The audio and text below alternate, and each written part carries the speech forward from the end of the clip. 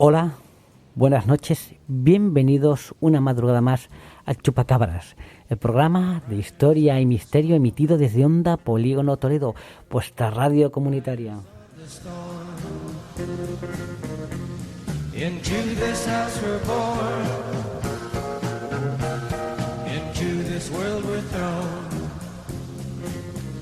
Like a dog without a bone, an actor out alone, riders on the storm. El Chupacabras es un programa donde nos adentramos en los diversos misterios que pueblan nuestro universo.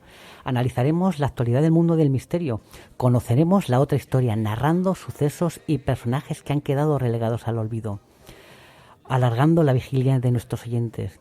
En definitiva, un viaje de ida y quién sabe si de vuelta a las diversas realidades que nos envuelven.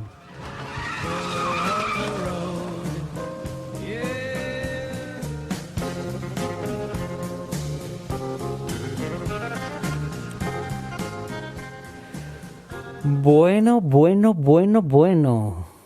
Una madrugada más aquí al borde de la trinchera, al borde de la radio, ¿no? Al borde del abismo casi, ¿no? Buenas noches, Rubén, nuestro querido camarada Rubén y nuestro querido Viracocha. Buenas noches también a los dos. Buenas noches, Rubén, ¿qué tal? Oyentes, y buenas noches, Viracocha. John, un placer. Muy bien, pues qué gusto, una madrugada más aquí, pues para adentrarnos en esos misterios de la historia que nos encanta rebuscar, ¿no? Y hoy, bueno, tenemos un tema curioso de la Primera Guerra Mundial, una batalla muy desconocida, pero que fue una batalla bastante traumática para el Imperio Otomano, ¿no? Fue una batalla bastante mal encaminada y, bueno, fue una derrota total. Yo creo que fue la derrota más grande que sufrió el Imperio Otomano en bajas y en número en la Primera Guerra Mundial.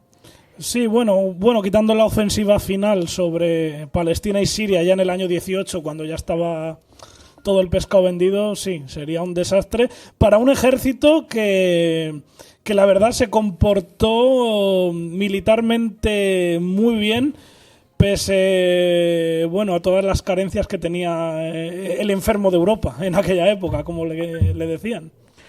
Efectivamente, esta famosa batalla, ¿no? Sería la batalla de Sarikamis, muy desconocida y que nos adentraremos en la primera sección, en la otra historia. Y bueno, en la segunda parte, Viracocha, un tema de estos que te gustan a ti. Tiro de felicidad por hundirme en las profundidades nuevamente, para renacer. Efectivamente, en la segunda parte, en Mundo Desconocido, nos hundiremos en las profundidades para descubrir ciudades perdidas que están debajo de las aguas, pero cantidad de ciudades sumergidas que tienen cada una de ellas una historia muy particular. Pues en la segunda parte nos adentraremos, nos zambulliremos en esa parte de la historia también muy desconocida. Correcto, son muchas las ciudades que ahí podríamos decir que son altamente numerosas y bueno, vamos a hacer unas pequeñas pinceladas y para tener un hilo del que tirar y que nuestros oyentes puedan disfrutar descubriendo y profundizando sobre los temas que tratamos.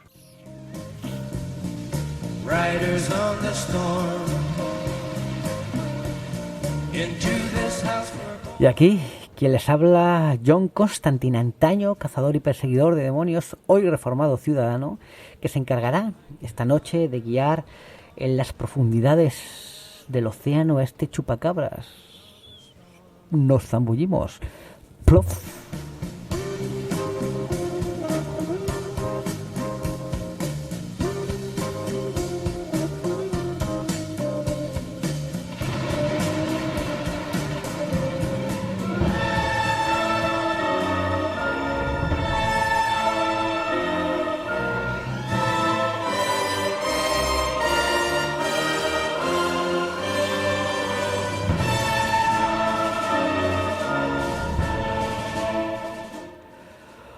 Hoy, en la otra historia, nos adentraremos en los entresijos del Imperio Otomano en la Primera Guerra Mundial, sus fortalezas y sus debilidades, que debilidades fueron la mayor parte de ellas.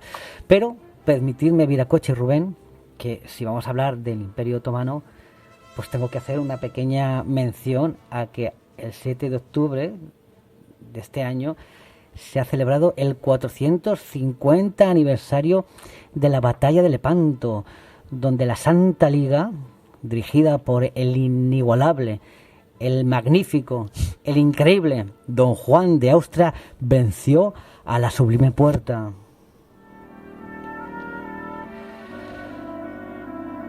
Y además, esta batalla marcó, podríamos decir, un punto de inflexión. Oye, durante varios siglos siguió siendo el Imperio Otomano un imperio, pero podríamos que esta batalla cambió la carrera fulgurante que llevaban hasta ese momento.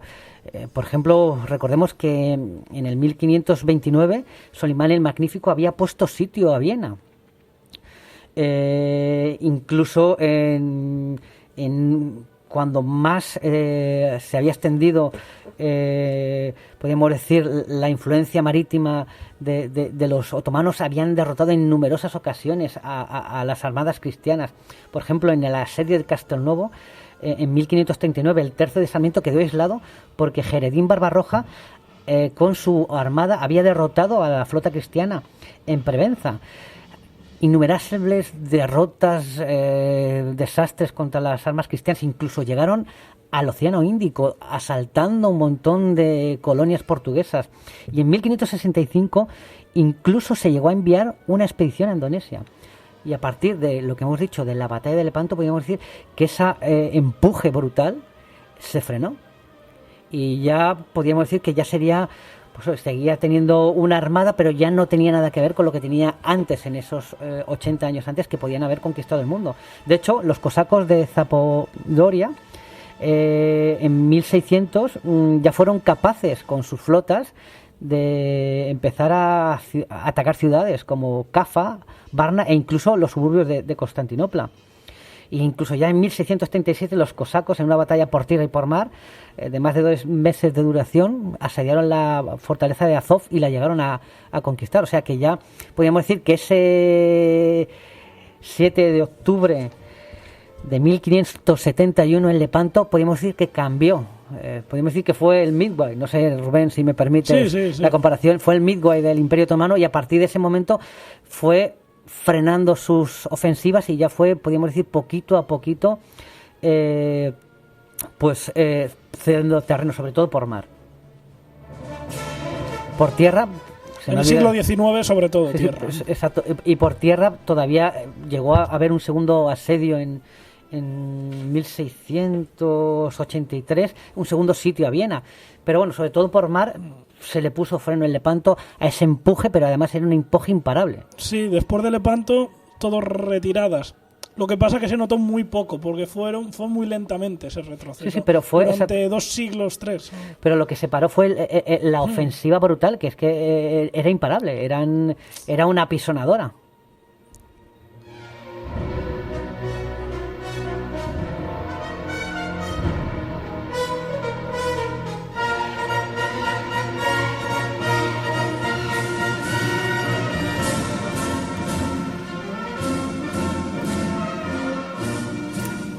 Claro, y antes de empezar a hablar de la batalla entre rusos y turcos, pues claro, podemos decir que los turcos y los rusos, hemos aquí comentado, por ejemplo, pues que ya los cosacos en el 1600 estaban pues a leña con los otomanos, y fue algo que siguió durante pues hasta la Primera Mundial, incrementándose. Hubo 10 guerras ruso-turcas más la guerra de Crimea, o sea, 11 conflictos tuvieron. Y todos, salvo Crimea, los ganó prácticamente casi todo Rusia. Y en Crimea, exacto, fue por los británicos, claro, y franceses, que si no, nada. Porque querían parar, fíjate, al oso ruso. Lo que pasa es que luego cambiaron las alianzas unos años después. Y fíjate, el Imperio Otomano, que en principio era aliado, pues luego la Gran Guerra pues se tornó en enemigo. Además es curioso porque Turquía, en aquella época la armada era tremendamente pobre, porque la economía turca estaba muy empobrecida, y claro, en aquella época las armadas se iban renovando constantemente. Cada 10 años, 15 años te tocaba reconstruir tu armada si querías estar en la élite, en la Champions League, ¿no? Podríamos decir. Y pues no tenían capacidad. De hecho, antes de que empezase la guerra, se hizo una especie de colecta en Turquía para que comprarle 2 grandes acorazados a Gran Bretaña, 2 de estos tipo Dreadnought. Y fíjate, justo cuando iba a empezar en agosto, fueron allí los turcos, que ya habían hecho las pruebas los británicos, y los acorazados iban de lujo, y ya tenían hasta el nombre. Uno era el Sultán Osman ibn Erbel y el otro el Rasdin. Y justo en ese momento que van a por los barcos, estalla la guerra. Entonces, claro, los británicos ya sabes cómo son. Además, los barcos estaban ya pagados. Pero los británicos ya sabes cómo son los tíos, cómo las gastan. Pues dijeron, estos barcos quedan confiscados. Además que Turquía podía ser un enemigo futuro, porque además era enemigo de sus aliados, los rusos. Y les limpiaron los barcos. Y no devolvieron el dinero. Muy típico de los ingleses. Muy típico de los ingleses. Y claro, eso creó un gran resquemor en los turcos.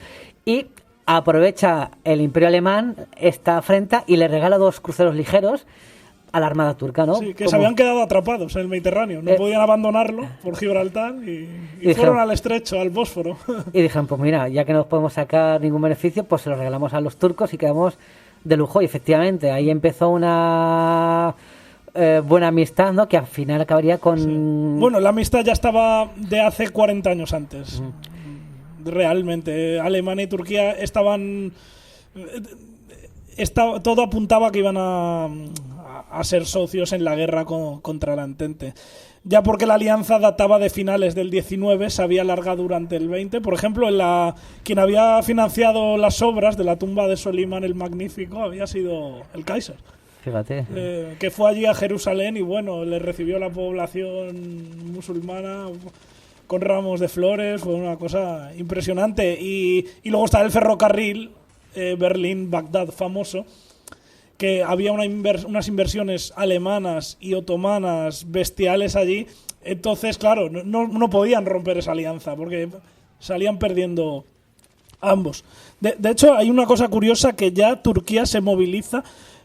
Fíjate, empieza la guerra el 28 de junio del 14, cuando Austria-Hungría invade Serbia, y Turquía ya se moviliza el 1 de agosto y en lo que es Anatolia, la zona turca, y a partir del 3 empieza ya a movilizarse Damasco, a la península arábiga. O sea, es que ya se estaba preparando. También hay que decirlo, que los británicos, es verdad, confiscan los acorazados, pero se olían la tostada muy bien y no iban mal encaminados.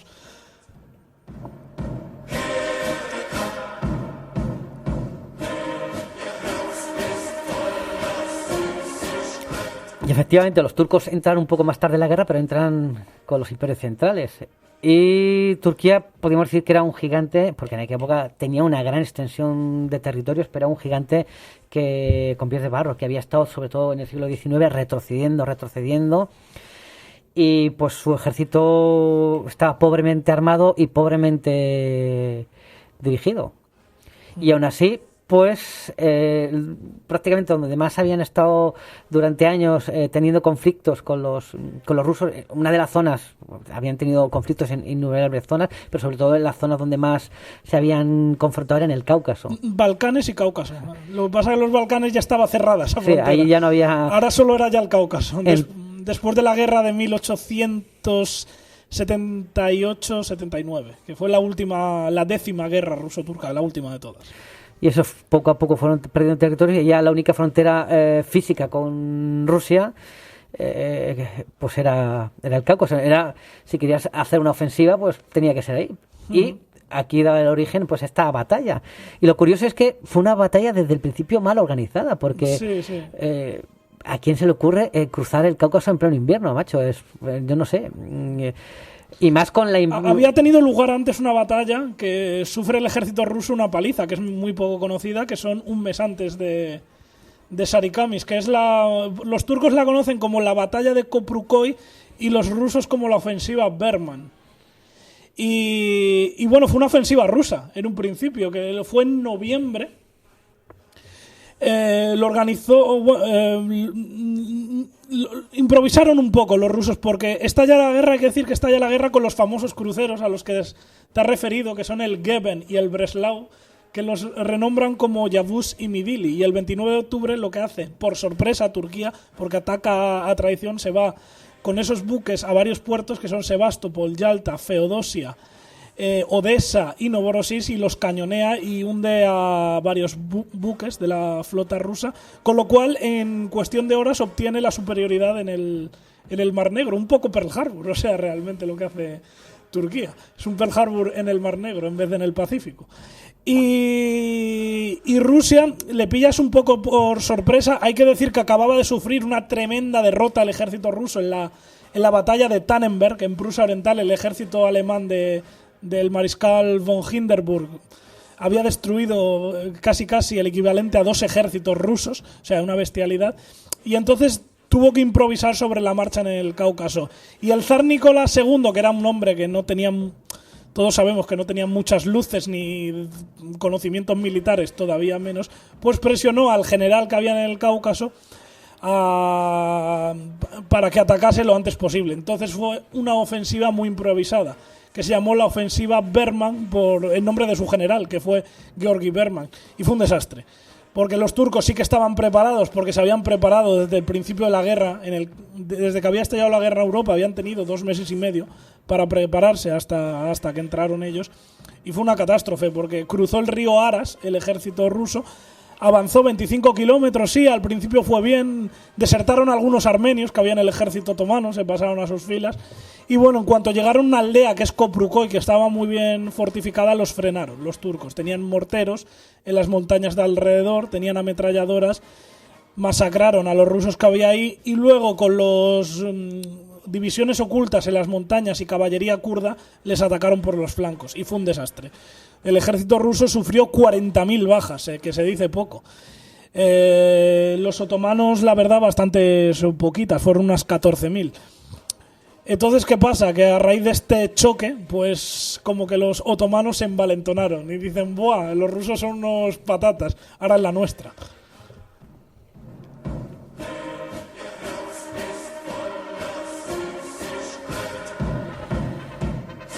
Y efectivamente lo que quieren es lanzar una ofensiva en el sector de Sarikamis, y lo que hacen es cruzar el Cáucaso, pero lo cruzan, a lo mejor lo que dices tú, envalentonados, pensando, oye, no hay que perder la oportunidad, no hay que darle ni un minuto al enemigo.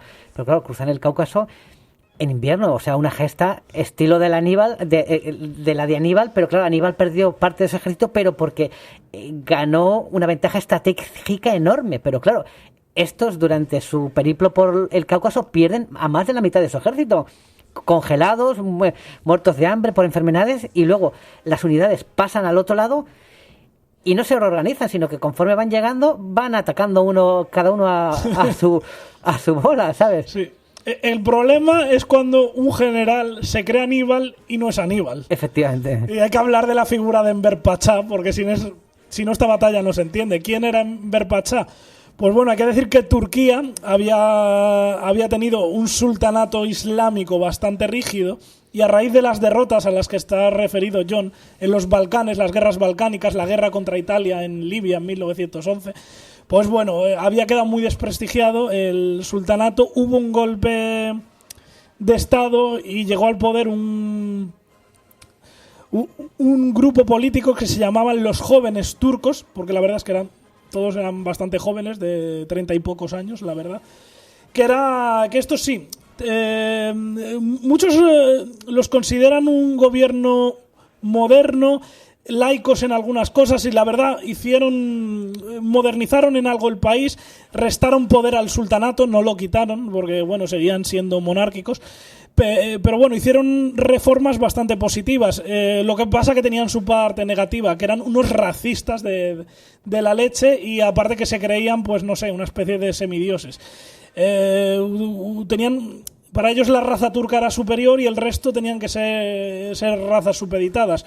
Pues los árabes estaban por debajo, los kurdos, los griegos pónticos, que hablamos en un programa, en la guerra greco-turca cuando hablamos, y los armenios, obviamente. Aparte eran muy pro-alemanes, hay que decir, este grupo político eran muy pro-alemanes, y quizá la figura más radical de todos estos, había varios, estaba Cemal Pachá, que era un poco más moderado, pero luego estaba Enver Pachá, Ismail Enver Pachá, que este es lo que digo, era un tío que se creía Aníbal, Napoleón y César juntos. O sea, él tenía la idea de que quería obtener una grandiosa victoria para que sus socios, sobre todo Alemania, le considerase como su igual. Y entonces se lanzó a esta aventura teniendo a todo el mundo en contra. Bueno, y cuando digo a todo el mundo en contra, pues bueno, hablo de Hasar Iset Pasha, que este era el general que había vencido a los rusos en la batalla que hemos dicho antes, Koprukoy, que bueno, le dijo, oye, que esto ir en invierno es una completa locura, ni se te ocurra. ¿Qué hizo este tío? Pues cesarle. Enver Pasha le cesó y puso, pues, básicamente al tonto del pueblo, que era Hafiz Haki Bey. Que bueno, que este además le puso falsificando informes que decían que los rusos eran mucho más débiles de los que en realidad era. Porque era un tío que deseaba crecer en el escalafón militar. Y claro, pues ya te puedes imaginar, cuando hay un nombramiento político en vez de alguien sensato, pues tenemos un cóctel perfecto. También decir que el general Liman von Sanders, que era el asesor alemán en el Imperio Otomano, le dijo que, oye, que ni se te ocurra ir al Cáucaso, que está llegando diciembre, la Navidad, que es una locura. Y nada, pues el tío adelante.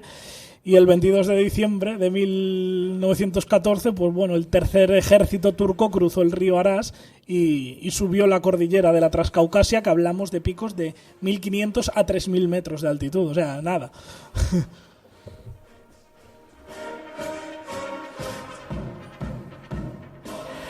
Claro, lo que hemos comentado en esta primera fase de la batalla, no hubo disparos, pero sí hubo muchísimas bajas y fue precisamente por primero la pobre logística que llevaban el ejército turco, que iban muy pobremente preparados, le pasó algo como a los alemanes en 1941, que no llevan ni el equipamiento adecuado para esas temperaturas, y la mayoría, una gran parte del ejército murió de hambre y congelado, sí. Antes de pegar un solo tiro. Y luego ya cuando pasa tu ejército, pues en vez de, oye, mira, vamos a lamernos las heridas, vamos a reorganizarnos, no, nos juntamos y lanzamos un ataque. No, conforme iban cruzando, cada uno iba atacando un poco a su bola, por decirlo de alguna manera. O sea, una cosa totalmente, totalmente bizarra. Sí, no, aparte, la ofensiva tuvo dos alas. Una era por las montañas. Aquí voy a aclarar una cosa. Estaba bien planteada la ofensiva, era muy inteligente, estuvo a punto de funcionar, y de haber funcionado, a lo mejor ahora no estaríamos poniendo a caldo a Enver Pasha, pero estaba muy bien pensada. El problema es que no se había equipado debidamente a las tropas, ahí está el problema, pero lo que es tácticamente era muy inteligente. De hecho, se lanzó en dos alas. Se lanzó una por las montañas hacia la ciudad de Sarikamis, que es un nudo que en caso de tomarse, pues dejas embolsado a medio ejército ruso, y hubiera sido una debacle tremenda para las fuerzas del zar. Y luego hubo una segunda ala que avanzaría paralela a la costa del Mar Negro. Y es curioso, la que avanzó paralela a la costa del Mar Negro, que no tuvo que ascender montañas, esa triunfó en sus objetivos, porque tenía como... su propósito era conquistar la ciudad de Ardahan, y la conquistaron los turcos. Por cierto, la conquistaron también gracias a que la población musulmana se lanzó a la insurrección, porque el sultán llamó a la yihad y a la guerra santa. O sea, se lanzó a la insurrección y atacando desde dentro y desde fuera la tomaron. El problema fue las montañas, porque bueno, voy a hablar un poco de las características del lugar, porque hablamos menos 20 bajo cero, diciembre, o sea, Rusia en diciembre, o sea, no en agosto, capas de nieve de 1 metro, pasos de montaña a 3.000 metros de altitud, caminos bacheados, que para ir con carros estirados por caballos pues es un desastre, y obviamente sin asfaltar, como he dicho, ropa invernal inadecuada. Apenas se dio tiendas de campaña a los soldados, y ya encima como fue tan improvisado y tan rápido, ni siquiera se repartieron raciones completas. O sea, la mayoría de soldados iban con panácimo. Y aún así el primer día tomaron una fortaleza que fue Oltu, y que la tomó el general este que he dicho antes, el Haki Bey, que era un incompetente, porque nada más tomar la fortaleza, en vez de seguir hacia Sarikamis, se desvió en perseguir a los rusos, que sí, hizo 1.000 prisioneros rusos, pero se desvió del objetivo principal, Entonces, Enver Pasha, que comandaba el otro cuerpo, siguió hacia adelante, avanzó 75 kilómetros en 2 días, en esas condiciones de hielo y de un clima ártico completamente, y llegó a Sarikamis. Pero claro, como se desvió su compañero, claro, le llamó por radio, le dijo que diese la vuelta, pero claro, tardó 4 días más. Entonces es lo que has comentado, John, que cada uno, a medida que va llegando, va lanzando un asalto contra la ciudad y bueno, es un desastre. Los rusos eran menos, pero estaban mejor preparados, estaban abrigados y bueno, aún así llegaron los turcos a entrar en la ciudad e izar la bandera de la media luna en el ayuntamiento. Pero los 100 que hicieron eso, que se quedaron en el ayuntamiento, enseguida fueron rodeados por cosacos dentro del edificio y se rindieron. O sea, fue un desastre el asalto a la ciudad.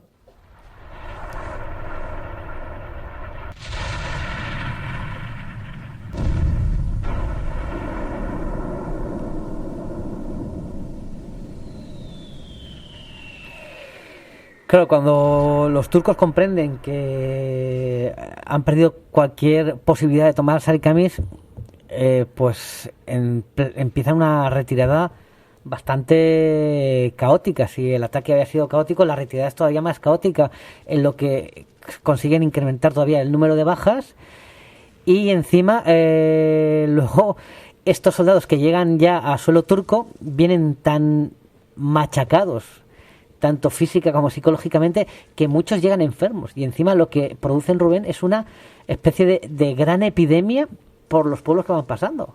Pues sí, de hecho es de las epidemias que hay en la Primera Guerra Mundial, sería la segunda más mortífera. La primera, todos la conocemos, es la gripe española, y la segunda, que fue en el año 18, la gripe española, y la otra sería la epidemia de Anatolia Oriental, que fue en el año 1915. Y es lo que decíamos, que llegan estos soldados hambrientos, harapientos, con piojos, con bichitos. ¿Qué hacen? Lo que había comentado antes, no se les había dado tienda de campaña, no se les había dado ropa. ¿Qué hacían? Lo primero, en cuanto veían una casa, aunque fuera de su propio bando, de otros turcos, lo que hacía era saquearla, pelearse con los granjeros para meterse dentro, porque es que necesitaban cobijarse, estaban helados. Por un ejemplo, si en la ofensiva al principio habían muerto 10.000 por congelación, luego fueron el triple a la vuelta. O sea, es un drama humano. Pues es lo que digo. Esto contamina los pozos, que beben aguas, muchos bebieron de aguas estancadas porque estaba todo congelado. En cuanto veían algo que estaba, un líquido que estaba sin descongelar, bebían sin importar que fuese barro, lo que fuera. Y claro, esto se propagó, esto poquito a poquito se propagó primero por las zonas rurales de la frontera y luego ya hacia el interior de lo que es el noroeste de lo que es Anatolia. Y llegó a las grandes ciudades, sobre todo a dos, una es Trebisonda, que fue la primera donde llegó la epidemia al principio, que es el puerto del Mar Negro. Encima aquí se juntó que nada más empezar a detectarse los primeros casos, apareció la flota rusa, bombardeó la ciudad y destrozó los hospitales, los cañones. O sea, esto agravó más la situación todavía. Y luego ya a la capital regional, que era el Surum, que era la más poblada, pues bueno, se extendió y murieron muchos más civiles que soldados turcos en la batalla de Sarikamis por esto. Es más, se dice que el 20% del personal sanitario falleció. O sea, hasta el mismo personal sanitario fallecía de la epidemia esta, que eran varias enfermedades. Había tifus, había cólera, había pestes de la zona, varios tipos de patógenos. O sea, no solo fue una enfermedad concreta, sino varias. Y también tuvo un poco de culpa el gobierno otomano, que la sanidad otomana estaba muy avanzada en lo que era la zona de Constantinopla o el oeste de Anatolia, toda la zona griega de Anatolia, pero como durante décadas había dejado completamente olvidada a la parte más oriental. De hecho, es que apenas había hospitales. A lo mejor en el Surum creo que había, si no me equivoco, eran 2 hospitales para para atender a casi 60.000 habitantes. O sea, eso es una locura, eso. Necesitas más, no había personal, no fue un desastre.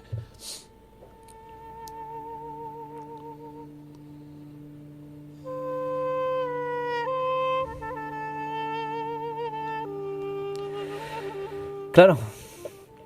Y un desastre tan morrocotudo, tan enorme, pues hay que poner un cabeza de turco, ¿no? Más la expresión, ¿no? Venida a cuento. Sí. Y claro, el Belpachá pues no iba a reconocer su error, vamos, ni por asombro. Entonces se busca, pues es un cabeza de turco. Y curioso, se acusa a los armenios de haber sido los que habían provocado el desastre, basándose o diciendo que habían, como ha sido, una quinta columna dentro del territorio turco y que habían apoyado a los rusos y que por tanto este desastre había sido de tal magnitud porque habían combatido, podríamos decir, tras las líneas, provocando este desastre, estas grandes bajas. Sí, a ver, había una quinta columna, que era el 4º batallón armenio del ejército ruso, compuesto por unos 4.000 soldados al mando de Andranik Ozanian, que bueno, fue uno de los fundadores luego de la Armenia moderna. Y sí, a una columna turca la habían emboscado en el paso de Barduz, pero bueno, fue una acción menor que no tuvo prácticamente ninguna repercusión en la batalla. Entonces, claro, culpar es que exclusivamente a este batallón, que hablamos de un batallón que eso no es nada, o sea, que tenga la culpa de este desastre, pues un poco rebuscado. Sí, pero ya tenías tu cabeza de turco y claro, ahora pues había que hacerles pagar el desastre.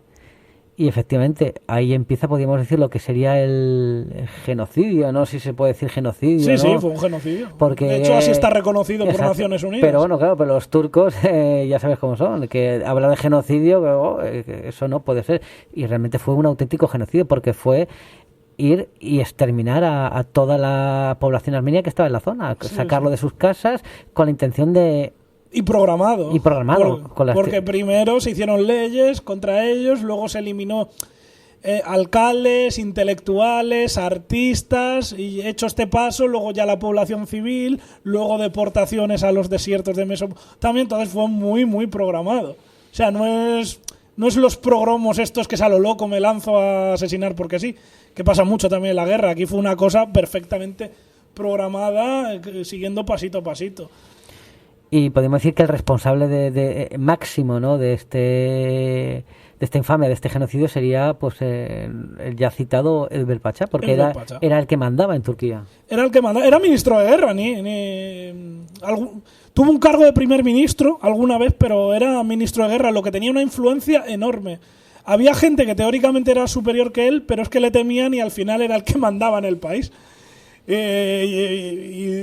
Y bueno, porque ya en el año 18 lo apartaron del poder, porque si no hubiera sido como Hitler. Aquí no nos rendimos hasta que nos exterminen los aliados. O sea, fue nefasto para el pueblo armenio y para la propia Turquía, que le metió, porque fue el principal culpable de meter al país en la guerra, que fue traumática para Turquía esta contienda. O sea, al final pagaron todos, armenios y turcos, pues por la ambición de este señor. Por cierto, una cosa que quería señalar, que en la epidemia que hemos hablado, para que veamos lo idiota que es el ser humano, durante la epidemia que hemos hablado, que muere personal sanitario, que mueren médicos, que no había doctores, pues encima se despidió a todos los médicos y enfermeras que era de origen armenio, se los despidió dejando un montón de otomanos sin atender. O sea, la sinrazón a veces del ser humano. Por cierto, que en Anatolia, en la epidemia, murieron 150.000 personas. O sea, en la epidemia esta, que si sumamos los muertos otomanos, en Sarikamis son 60.000, o sea, realmente muchos más por la epidemia que no en la misma batalla.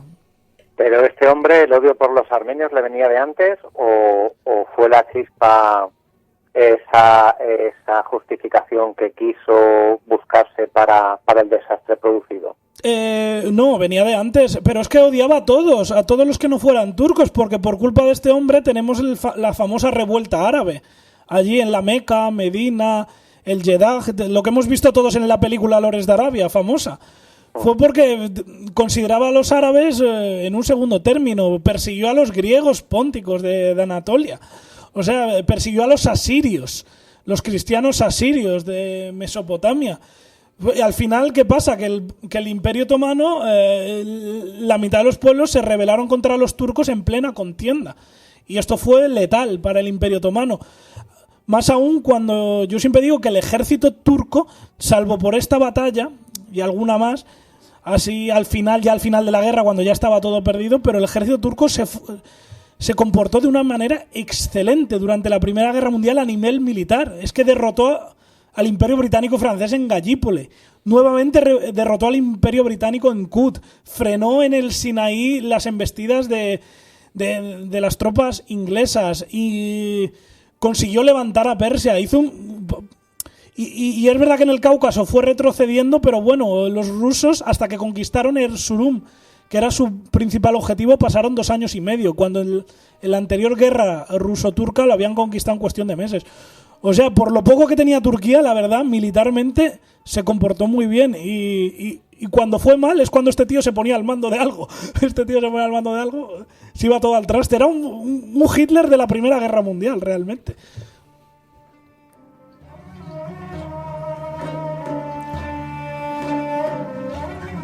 Y Rubén, hablando de tiranos, claro, sabemos todo lo que pasó, bueno, entre comillas, sabemos lo que pasó con Hitler, lo que dicen que pasó, ¿no? Que luego hay mucha teoría de conspiranoica de que si murió en el búnker, no murió en el búnker, sí, pero bueno, hasta Marte he oído yo. Sí, o en la Luna, yo qué sé, pero bueno, pero la historia es que Hitler muere en el búnker en 1945. ¿Y qué pasó con este señor? Claro, porque lo deponen, ¿no?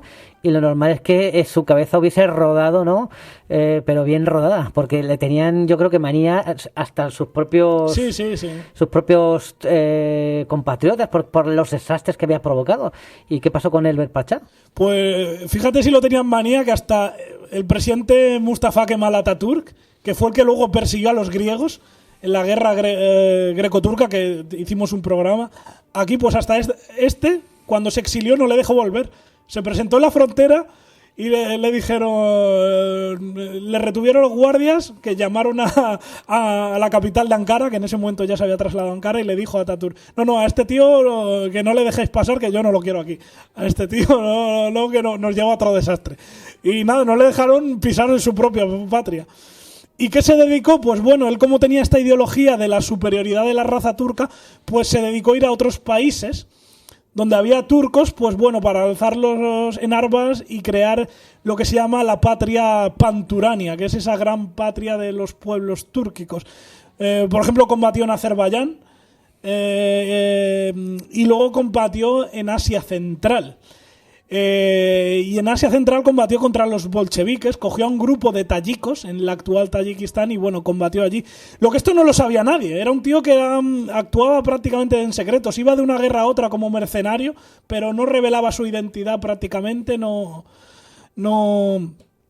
quería darse a conocer, y es obvio porque mucha gente quería matarle, obviamente, sobre todo la Federación Revolucionaria Armenia, que es el Dashnak, que tenía una red por varios países que estaban buscando a todos los culpables del genocidio armenio, y de hecho mataron a muchos en atentados, se cargaron a muchísimos de los responsables del genocidio. Y entonces pasó una de estas casualidades de la historia que es prácticamente imposible, porque bueno, esta revuelta que hizo en Tayikistán, la revuelta Basmachi, que se denominó, pues bueno, al final fue prácticamente aplastada por el ejército rojo soviético. Estamos en el año 1922 y ya los rebeldes tayikos huían por varios caminos de montaña hacia la frontera con Xinjiang en China. De hecho, él huía con algunos de sus seguidores hacia China. Y entonces pasó algo increíble, porque se detuvieron en un pueblo, era una unidad de caballería, debían ser como unos 30 jinetes, entre ellos Pasha, que estaba al mando, y bueno, se pusieron ahí a descansar, a que forrajeasen los caballos, y se acercó una unidad bolchevique que los vio desde otra montaña con prismáticos. Pero es que era una unidad bolchevique muy especial, porque pertenecía al ejército rojo armenio, que combatía en las filas del ejército soviético de Lenin. Y que estos estaban ahí pues prácticamente como mercenarios, porque les habían contratado pues para luchar ahí a cambio de un sueldo. Tampoco ni siquiera sabía que Enver Pachá estaba allí ni que estaba combatiendo en la zona, no tenían ni idea ellos. Entonces los tayikos y los oficiales turcos se dieron cuenta de que los bolcheviques les habían descubierto, subieron a sus caballos y cargaron a sable en mano. Lo que no se esperaban es que los bolcheviques tenían una ametralladora que habían desmontado de sus caballos. La instalaron y, bueno, ametrallaron a todos y una bala alcanzó a Enver Pacha. Murió al instante porque lo alcanzó en la columna vertebral, cayó del caballo y murió al instante. Entonces estos armenios comunistas se acercaron a registrar los cuerpos. Entonces, ¿cuál fue su sorpresa mayúscula cuando descubrieron que el mayor genocida de su pueblo estaba entre las víctimas y que lo habían matado ellos? O sea, dice, es una casualidad de mercenarios luchando en dos bandos que se encuentran por azar y nada, y encuentran a Enver Pacha, estos soldados armenios, que obviamente lo primero que hicieron fue asegurarse de que ese era Enver Pacha. Así se confirmó. Y bueno, lo transmitieron a los mandos rusos en el Kremlin. Fue el primero que se informó. Se le dio una sepultura bastante digna, a pesar de que lo odiaban. Aún así, como consideraban que había muerto cargando con un sable, pues bueno, lo consideraron un acto honroso y le dieron una sepultura en Fergana, en el valle de Fergana, que está en Tayikistán, muy cerca de China. Y luego sería extraditado a Turquía el cuerpo, lo sacarían y le darían sepultura en Turquía. Ya se pusieron en contacto con las autoridades y bueno, evidentemente en cuanto se supo la noticia, pues bueno, Armenia, que en ese momento tenía un régimen comunista, Armenia, pues bueno, podéis imaginar celebraciones y que por fin el pueblo armenio, soldados armenios habían matado al mayor genocida de su pueblo, que había masacrado 1,5 millones de armenios en el año durante la Primera Guerra Mundial. Se dice poco. No, podríamos decir justicia poética, ¿no? Sí.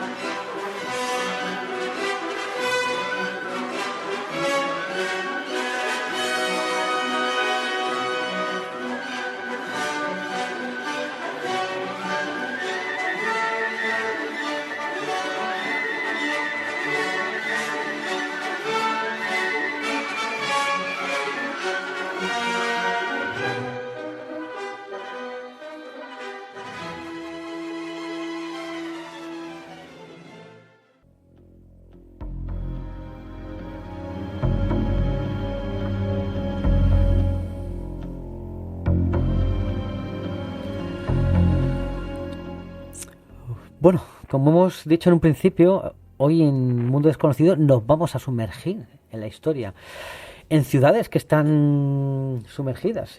Y fíjate, voy a empezar relacionando, ¿no?, un poco la historia, ¿no?, con uno de los personajes, ¿no?, que le gusta mucho a Rubén, con su artillero favorito, ¿no? Es que yo he sido artillero, ¿eh? Y bueno, su artillero favorito, pues lógicamente, aunque aquí no nos queda muy bien, pero bueno, es Napoleón, hay que reconocer también el mérito, ¿no? Pues fíjate, julio de 1984, pues empezaron a hacer una serie de prospecciones en la bahía de Abukir para buscar pues pecios de aquella batalla, ¿no?, del Nilo en el 1798, en que el inútil de Villeneuve, por lo tengo que decir así, Villeneuve, pues comandaba aquella flota francesa, y que además esta derrota en el Nilo supuso, podríamos decir, el fin de la expedición que había empezado Napoleón en Egipto, porque claro, al quedarse ya sin, podríamos decir, sin la flota que podía asegurar su retaguardia, pues tuvieron que cortar de raíz ya las operaciones en Egipto, porque además en Napoleón, fíjate, lo definió de esta manera. Aquí sí que me cae bien Napoleón en este sentido, como lo define a Villeneuve, ¿no? Villeneuve no tiene la suficiente fuerza de carácter para comandar ni una fragata. Le falta determinación y no tiene coraje moral. Esto lo dijo el propio Napoleón. Y este es el origen, ¿no?, de estas prospecciones que se están haciendo en la bahía de Albuquerque. Pero claro, cuando están haciendo estas prospecciones empiezan a aparecer grandes vestigios de Egipto, porque en esa zona podríamos decir que estaba la antigua Alejandría, y empiezan a aparecer grandes estatuas de grandes dimensiones, ¿no?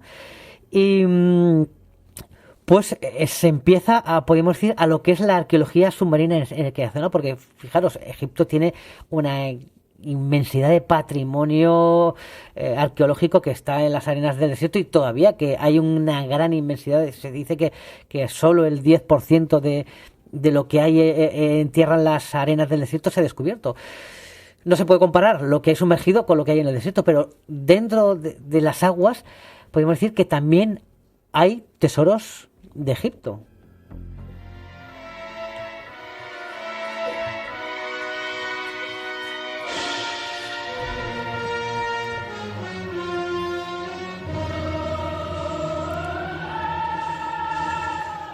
Toda esa zona de Alejandría, que está, podemos decir, en la desembocadura del Nilo, pues ya era una zona muy próspera en el comercio antes de la llegada de Alejandro Magno. Pero bueno, ya cuando llega Alejandro Magno, pues esa zona se convierte en un auténtico hervidero comercial.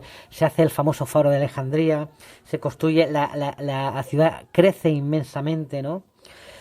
Y aparte, por esa zona también existen otras ciudades: Canopo, Menutis, Tonis, Heraclión. Y entonces todas esas zonas es una auténtica, podríamos decir, que sería la zona donde se hace el intercambio comercial de todas las riquezas de Egipto con el Mediterráneo. O sea, es una zona inmensamente rica.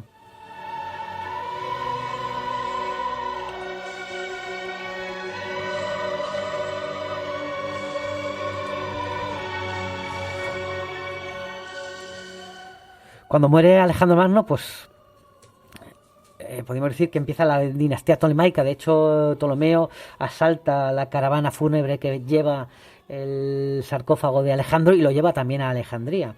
Podemos decir que la ciudad prosperó para ser uno de los más importantes puertos del Mediterráneo.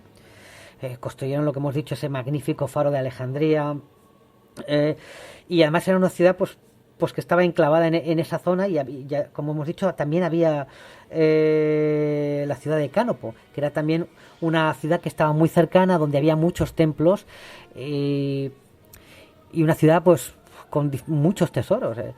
Y también Heraclión, donde había, se dice que fue donde llegó Hércules y pisó esa zona, inmensidad de templos. Y toda esta zona de Alejandría, que podríamos decir que está ahora sumergida, es la antigua zona donde estaba el palacio de Cleopatra, una zona donde estaba también ubicada la antigua biblioteca de Alejandría, una zona con edificios muy, muy significativos. Lo que pasa es que toda esta zona, con el paso de los tiempos, y sobre todo es una zona sísmica muy potente, pues parte de la zona de Alejandría, del viejo puerto de Alejandría, podríamos decir la zona más significativa, se acabó hundiendo. Y todos estos grandes edificios con sus grandes obras arquitectónicas se quedaron bajo las aguas.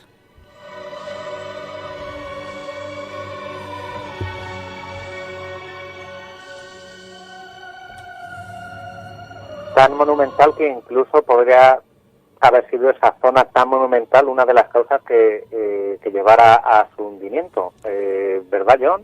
Sí, pero claro, era una zona que era el delta del Nilo, que era podríamos decir que no Zona arenosa. Zona arenosa, Mala, efectivamente. mal En siniestro. Limos, En Limos, exacto. que es típico de Egipto, es una tierra especial aparte. De hecho, una de las cosas que está también dificultando muchísimo el hallazgo de estos vestigios es que también han seguido hundiéndose. Quiero decir, encima es una zona donde hay gran sedimentación, a pesar de haber construido en los años del siglo XX la presa esa de Asuán, pero sigue llegando una cantidad ingente de sedimentos que te han enterrado, podríamos decir, bajo metros y metros de sedimentos, todo lo que era aquella zona, que además, como dice Viracocha, se ha seguido hundiendo en el propio Limos por su propio peso, por su propia grandiosidad. Y luego la extensión, que son 2,5 kilómetros de la costa, ¿está? O sea, entre...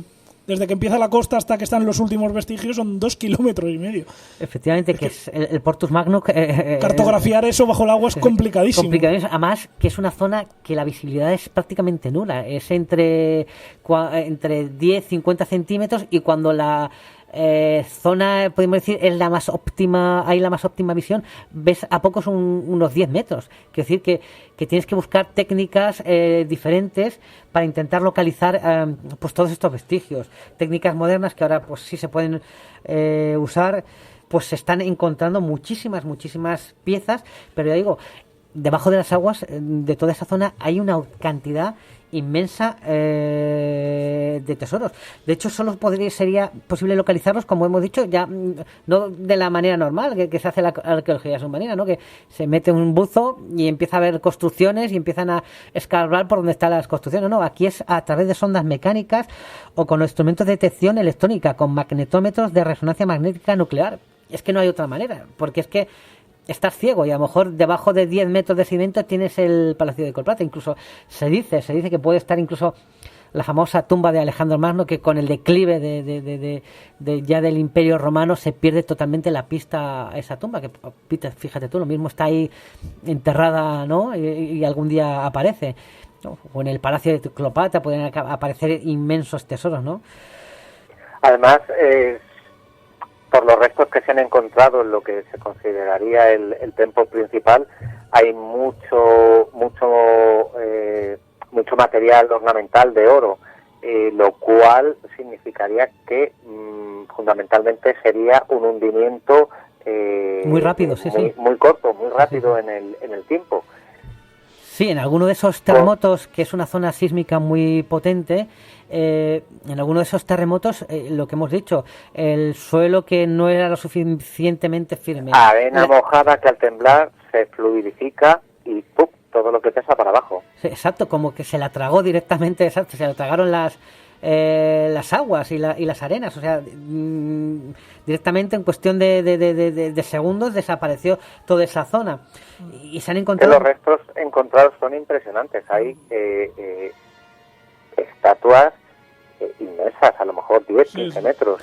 Sí, por ejemplo, se han encontrado una pareja de soberanos tolemaicos que pesan unas 5,5 toneladas cada una de ellas, y que de envergadura son unos 5 metros de largo y una anchura de 1,5 metros, o sea, auténticos colosos. Sí, se han encontrado grandes estatuas, y luego también se han encontrado algunas 300 estatuas. Sí. Es una barbaridad. Y es lo que hemos dicho, que hemos empezado a rebuscar, porque no es fácil encontrar. Además, podemos decir que también el ímpetu de excavaciones en Egipto está siempre enfocado hacia el desierto, que también hay unas inmensas recursos arqueológicos ahí escondidos, y también podríamos decir porque todas estas prospecciones subacuáticas son bastante más complejas y bastante más caras, lógicamente. No es como llevar a un arqueólogo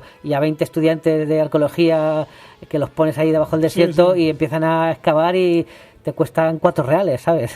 En cambio, estas prospecciones son muy caras. Lo que pasa es que... Sí, necesitas equipos de buceo... Y todos estos... Y sitio para dejar lo que saques, que también... Y luego sacarlo. Hasta arriba, ahora han liberado espacio con el nuevo museo, pero tampoco, pues para que esté desprotegido, pues mejor que esté enterrado en el agua. Entiendo que también irán limitando mucho a lo que se vaya cediendo, como hace siempre Egipto, gotita a gotita, para mantener siempre el interés pero controlando mucho las nuevas prospecciones y lo nuevo que sacan a la luz.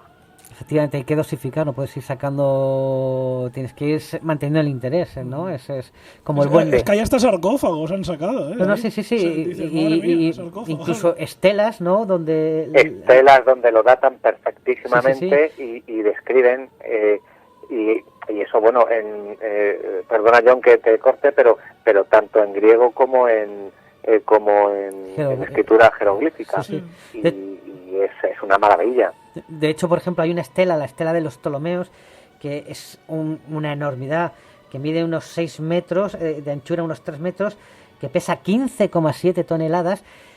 Y claro, el problema de esta estela es que gran parte, 3/4 partes de la estela se ha quedado pues ilegible, ¿no? Porque no se ven los caracteres, pero en lo que se ha podido descifrar, el texto desarrolla de forma tradicional un protocolo real y elogio real, proclamando tanto las buenas obras del monarca en el cuidado de los templos como sus cualidades guerreras, lógicamente. Entonces hay gran cantidad de secretos que se pueden ir sacando y se van sacando poco a poco la luz, y lo que queda debajo de esas aguas. Pues yo quería hablar de algo que está de actualidad, porque este programa a veces tenemos unas sincronicidades increíbles, porque, bueno, yo propuse este programa a John, y a las 2 o 3 semanas de hacerle esta propuesta para hablar de ciudades sumergidas, de repente se cree que ha aparecido uno de las ciudades mitológicas bajo el agua más importantes del sudeste asiático, por no decir la que más, y hablo de la ciudad de Srivijaya, que bueno, esto hay que decir que hay que basarse en los mitos, pero parece ser que empieza a confirmarse que hay algo de verdad, porque bueno, según la mitología de Sumatra, la isla de Sumatra, que es la más occidental de la actual Indonesia, pues bueno, se hablaba de un antiguo reino de Srivijaya, precisamente en esa zona, más o menos a partir del año 1000, que está en un punto muy estratégico porque es el estrecho de Malaca, que es lo que conecta pues el Pacífico, el Océano Pacífico con el Índico. Por lo tanto, cualquier ciudad que haya ahí, pues bueno, está en una zona comercial clave.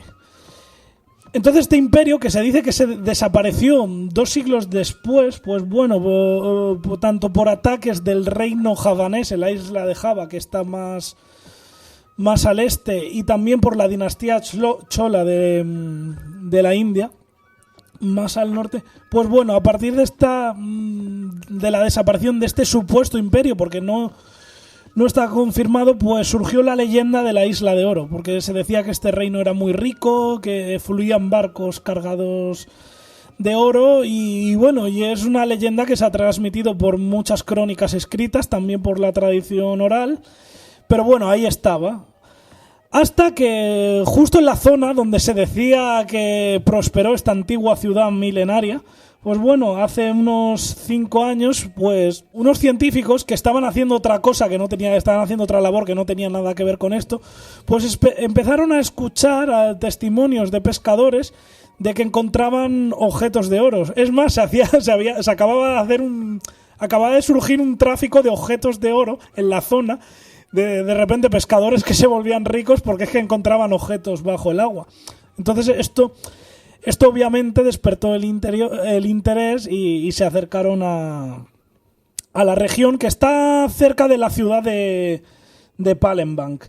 Entonces ahí ya han ido científicos a ver qué está pasando y han estado investigando durante los 5 últimos años, y resulta que el lugar pues es la gallina de los huevos de oro, porque es que es bastante fácil encontrar objetos de alto valor, porque es que hablamos de gemas, estatuas de Buda doradas, espadas con piedras preciosas incrustadas, anillos de oro, jarras, espejos, flautas también doradas con formas de pavos reales, bueno, y todo tipo de objetos, que una cantidad que no es normal. Y bueno, al final el arqueólogo que está dirigiendo esta investigación, porque está en marcha todavía, que es Sean Kingsley, pues bueno, ha afirmado que es bastante probable que sea el desaparecido reino de Srivijaya. Entonces, bueno, hay que esperar, porque es que todavía las investigaciones... ha salido esta noticia a la luz hace poco porque se mantenía en secreto. En los últimos años se ha mantenido en secreto y ha salido hace escasamente, diría, unas 2 o 3 semanas.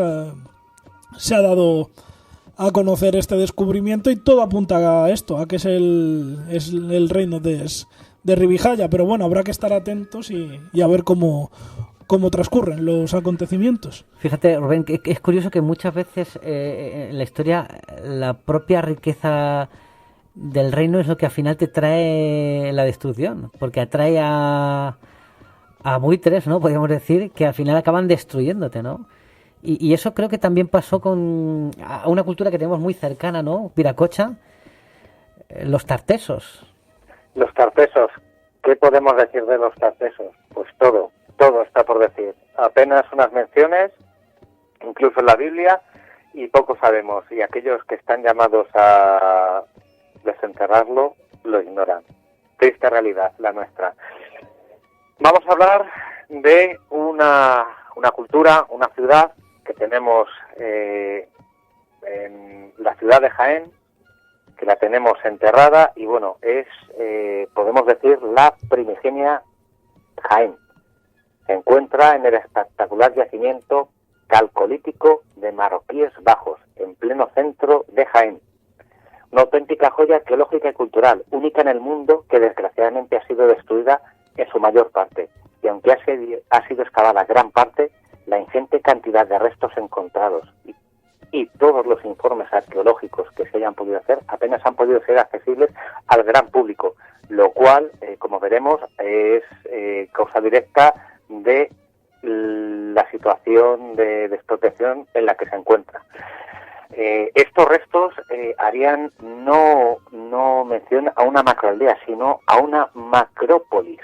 Una macrópolis que estaríamos hablando de que 34 hectáreas están localizadas y han sido identificadas de una forma segura, y 120 hectáreas que serían probables.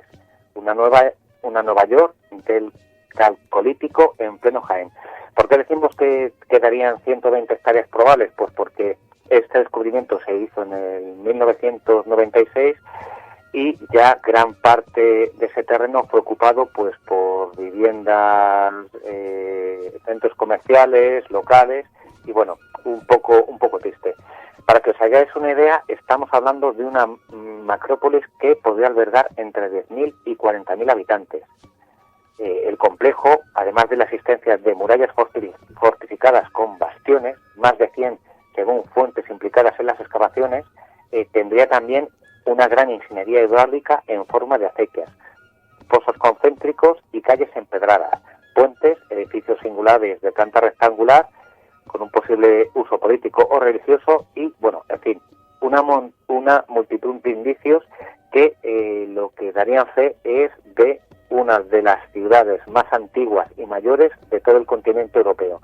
Una maravilla que si estuviera en otras latitudes se cuidaría, se protegería, pero en cambio estamos donde estamos y no se está protegiendo en absoluto como debería.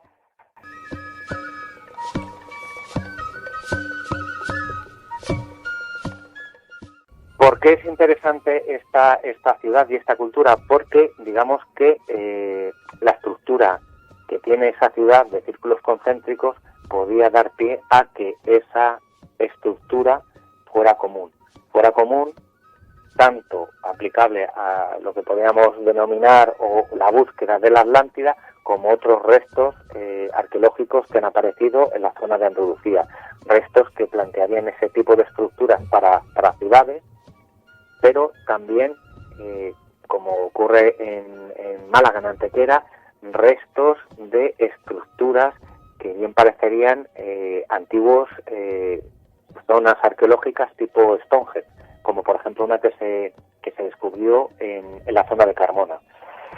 La cuestión, tenemos esa ciudad que la podemos ubicar con más de 4.500 años de antigüedad, 115 hectáreas y que estaban declaradas como bien de interés cultural, y que, como os digo, pues parece que la administración de Jaén pues tiene interés en dejarlo oculto.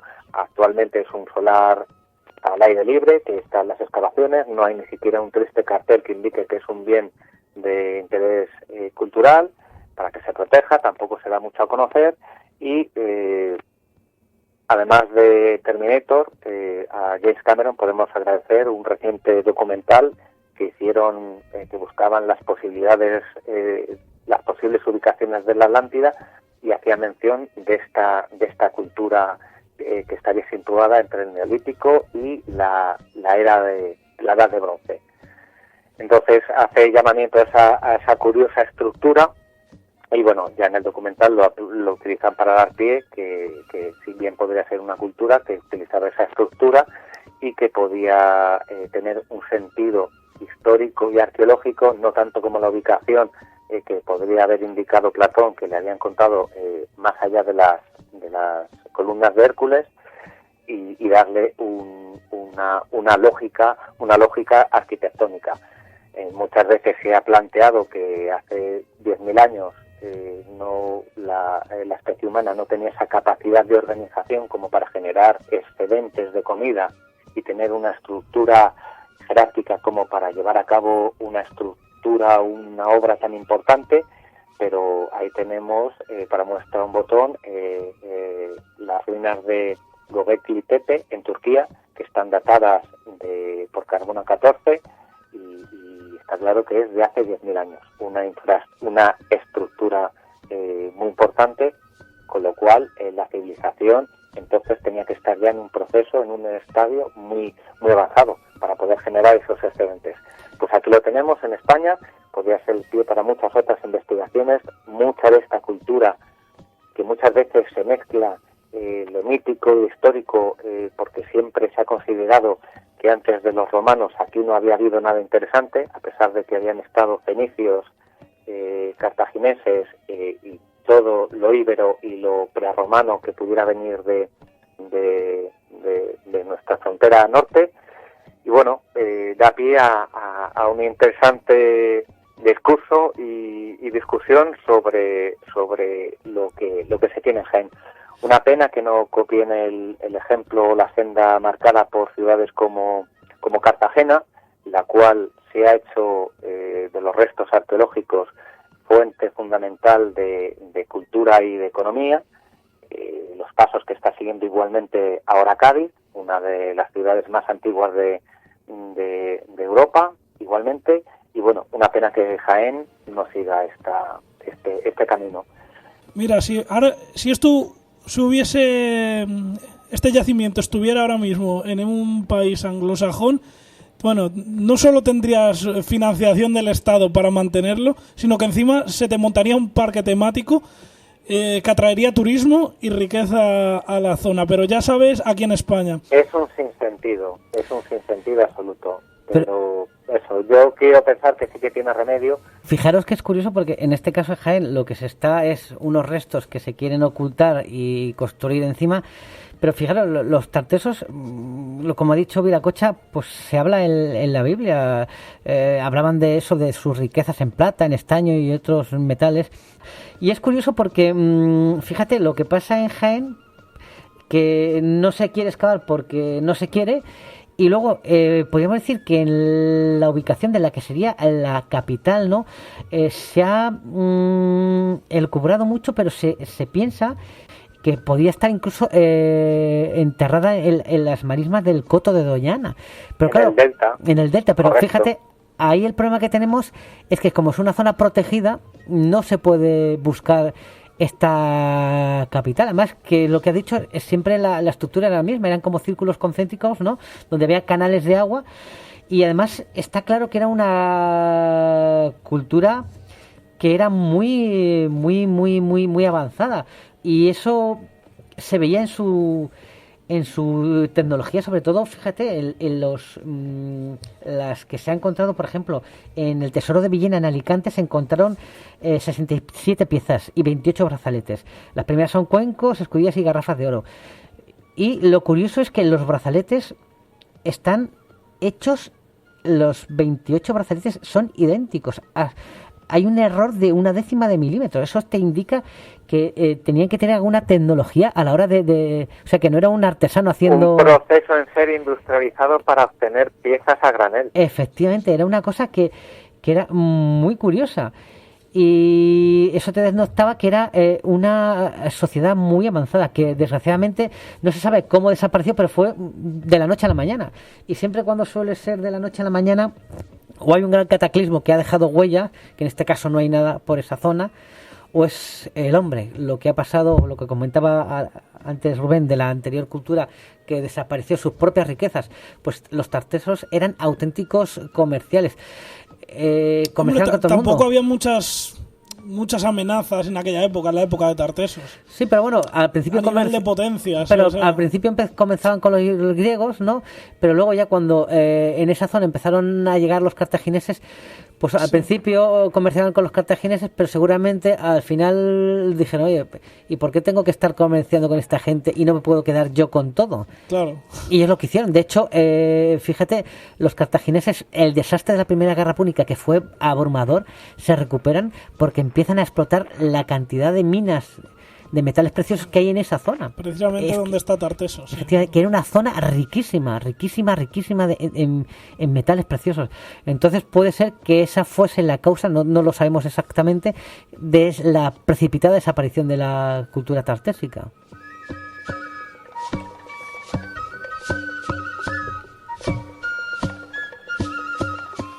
Que bueno, hablando de ciudades desaparecidas bajo el agua por la mano del hombre, esperemos que no sea el caso aquí en Jaén, pero bueno, ha habido.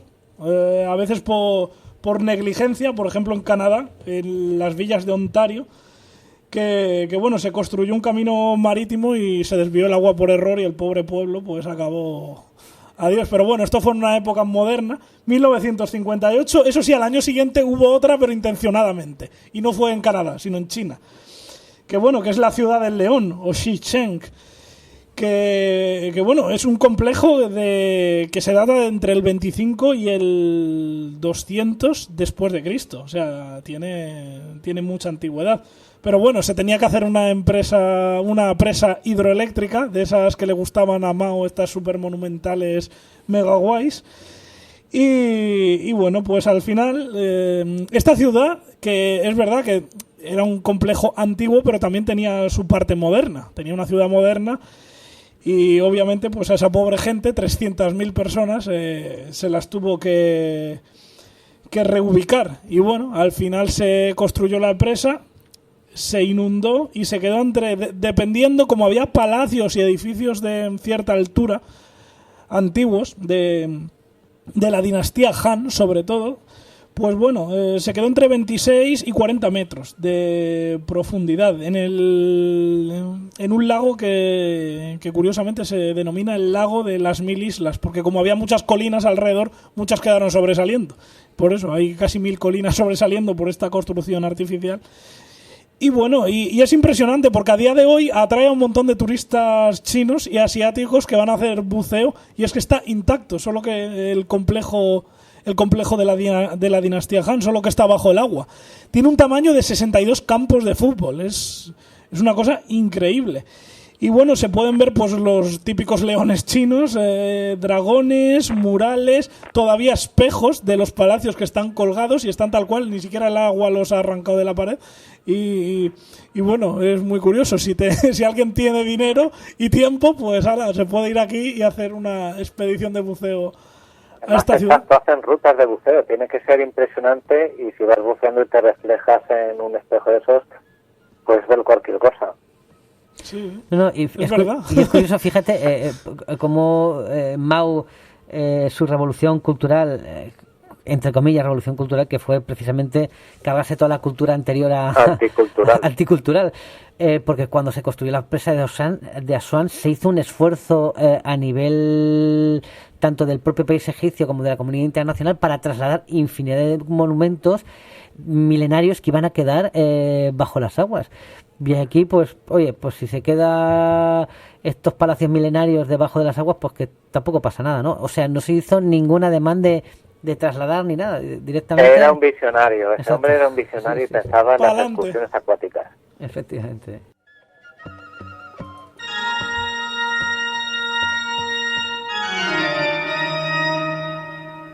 En las madrugadas de los miércoles, abre la puerta al chupacabras.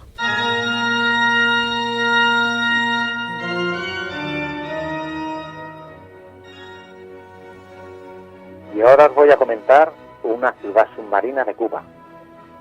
Es un sitio que se ha descrito como una compleja estructura de granito sumergida cerca de la costa de la península de Guanajacavives, en la provincia de Pinar del Río, en Cuba.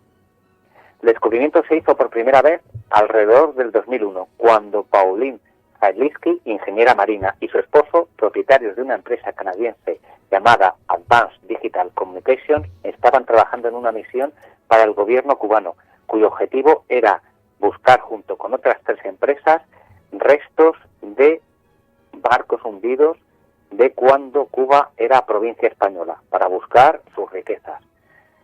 ¿Qué es lo que ocurrió? Estaban con un sonar rastreando toda un área de 2 kilómetros cuadrados del fondo, cuando notaron una serie de estructuras de piedra simétricas con extrañas geometrías que se asemejaban a un complejo urbano. Al estudiar las imágenes de sonar, se observó lo que parecían ser formaciones inusuales de bloques lisos, crestas y formas geométricas. Algunos de los bloques parecían construidos en forma de pirámide y otros en formas circulares. Posteriormente se consiguió regresar al sitio junto con el geólogo Manuel Iturralde, investigador del Museo de Historia Natural de Cuba. Esta vez fueron equipados con un vehículo de operación a distancia para examinar y filmar las estructuras. Las imágenes revelaron grandes bloques de piedra que se asemejaban al granito tallado, que podían medir entre 2,5 metros a 3 metros.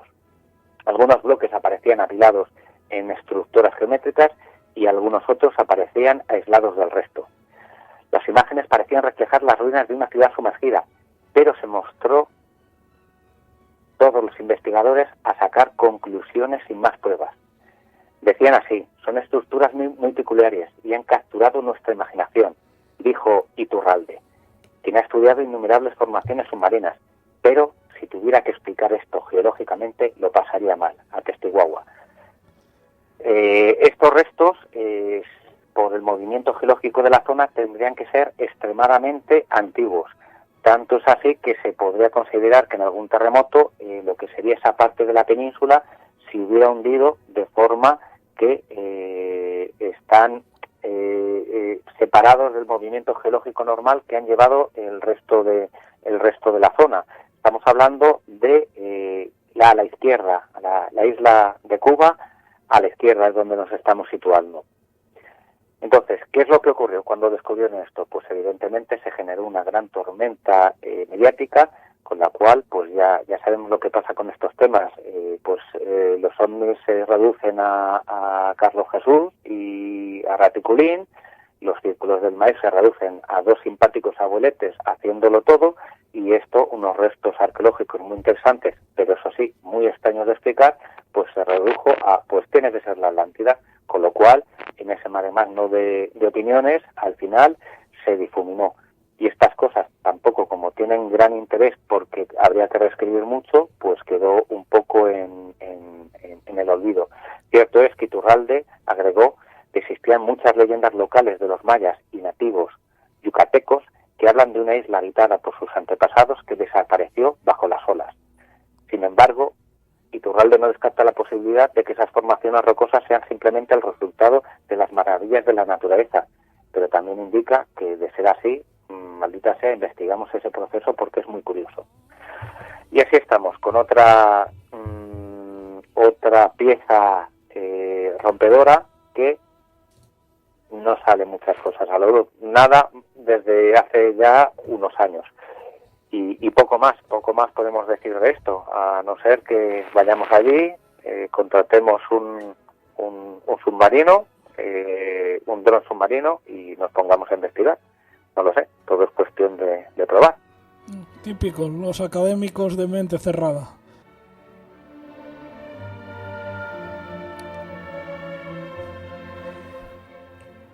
Bueno, estamos hablando de agua, ¿no? En esta segunda parte del programa. Y cómo no hablar de ese famoso diluvio universal, ¿no? Y Dios le dijo a Noé: he decidido acabar con la gente, pues por causa de ella la tierra está llena de violencia. Así que voy a destruir a la gente junto con la tierra. Construir un arca de madera, de resina, porque voy a enviar un diluvio sobre la tierra para destruir a todos los seres vivientes bajo el cielo. Todo lo que existe en la tierra morirá.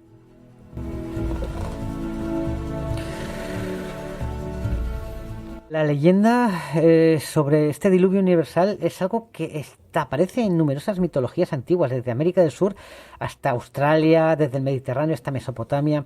Por ejemplo, hay un héroe del diluvio griego que se llama Deucalión.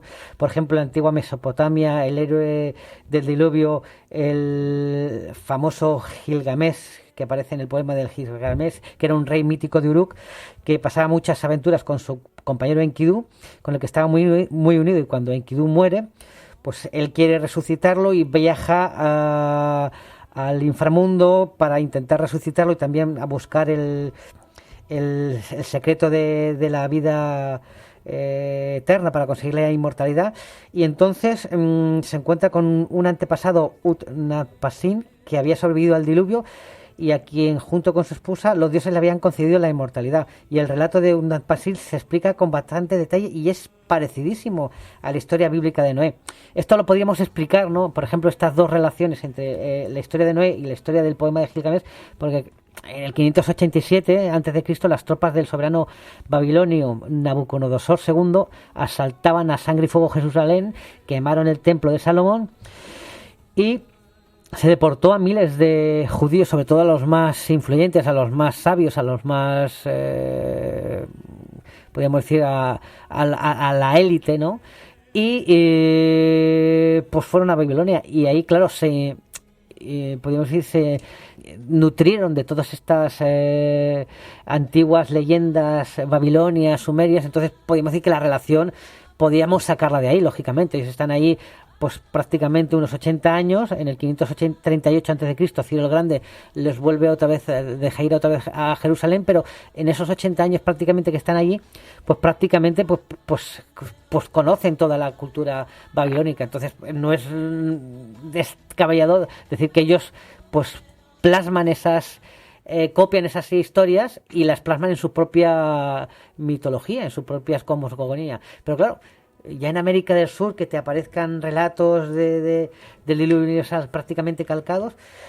Y entonces, hablando de ciudades hundidas y relacionadas con el diluvio universal, pues quiero hablaros de una teoría curiosa que sacaron hace unos años dos estudiosos norteamericanos, William Ryan y Walter Pittman. Son ambos geofísicos.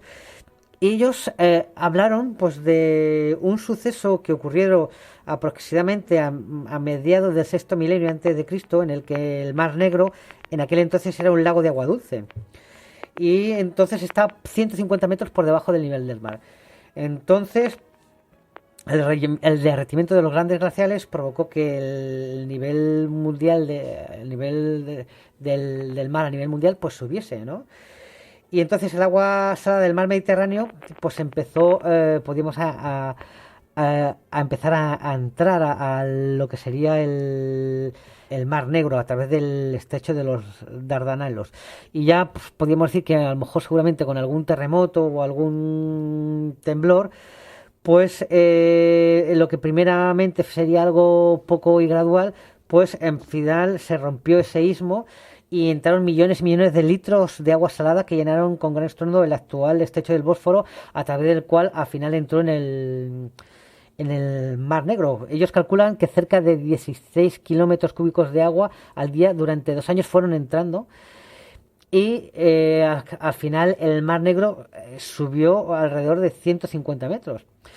Pero claro, esto no fue algo, podríamos decir, como una tsunami que arrasa a todos los pueblos. Fue algo que fue creciendo paulatinamente, unos 15 centímetros diarios. Y había gran cantidad pues en aquella zona, pues lógicamente era ideal vivir a las orillas del lago.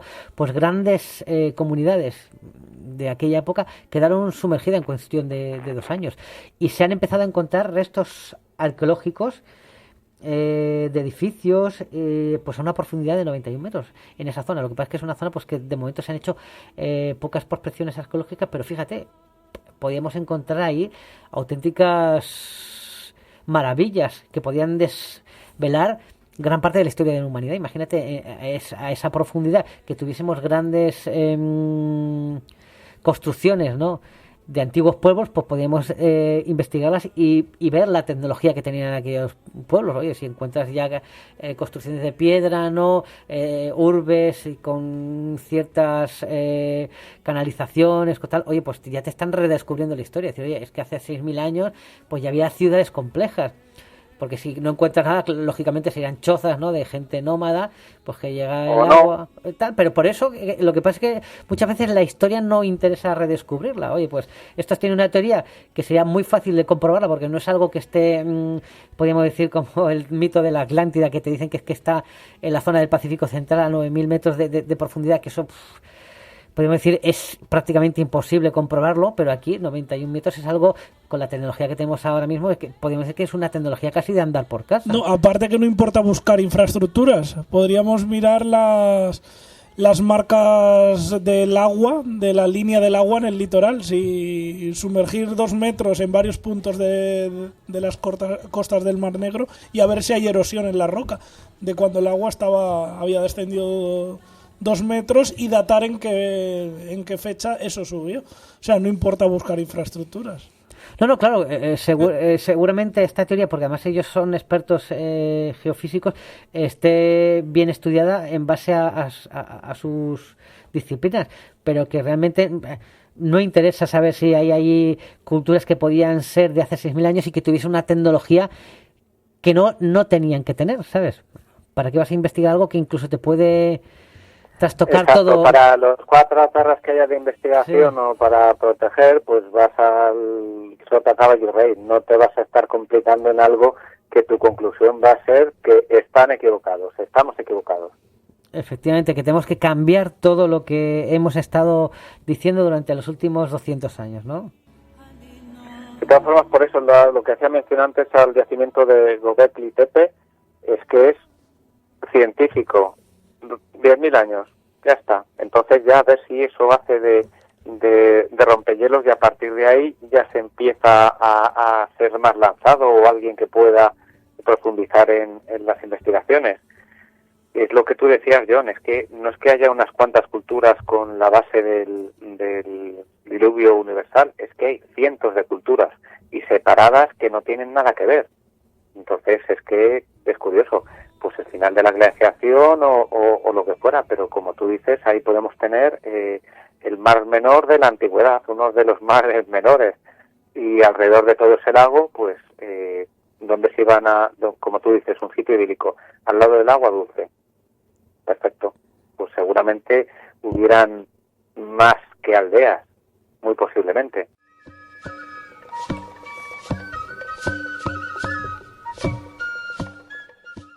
Y bueno, esto se enlazaría con otro lugar mágico, que es Yonaguni, en Japón, que bueno, para ubicarnos estaría... Esto nuevamente es otro tema polémico, como lo del Mar Negro, Tartessos, lo de Cuba que ha dicho que nos ha contado Viracocha, porque aquí hay la típica confrontación entre académicos. Unos dicen que no, que es la naturaleza. Jolín, si es la naturaleza, madre mía, qué inteligente. Y tiene que haber estudiado carrera de arquitectura y delineante, la naturaleza, porque bueno. Y bueno, y luego están los que dicen que sí, que esto es obra del ser humano. Y hemos de remontarnos al año 1987, cuando curiosamente un grupo de pescadores estaban buscando la zona de las zonas de reproducción de los tiburones martillo. Y al final la encontraron. Pero ¿qué encontraron? Pues en medio de una llanura árida bajo el agua, pues de repente algo que parecían como monolitos o megalitos o pirámides, pero de una altura de edificios de varios pisos. Esto está a 25 metros de profundidad, concretamente curiosamente está en el extremo más occidental de Japón, en las islas Ryukyu, porque ya la siguiente isla es Formosa, que estaría a 150 kilómetros, o sea, está bastante lejos. Y se conoce como las pirámides de Yonaguni, porque está al lado de una microisla que es Yonaguni, que está muy poco habitada, que está a 5 kilómetros. Y bueno, ¿qué encontraron los buzos que bajaron persiguiendo a estos tiburones martillos? Pues bueno, lo que he comentado, unas estructuras ciclópeas como de altitud con una altura de varios edificios, pero que tenían los bordes perfectos, ángulos rectos, prismas rectangulares, luego bloques cuadrados, unos pequeños pero otros gigantescos.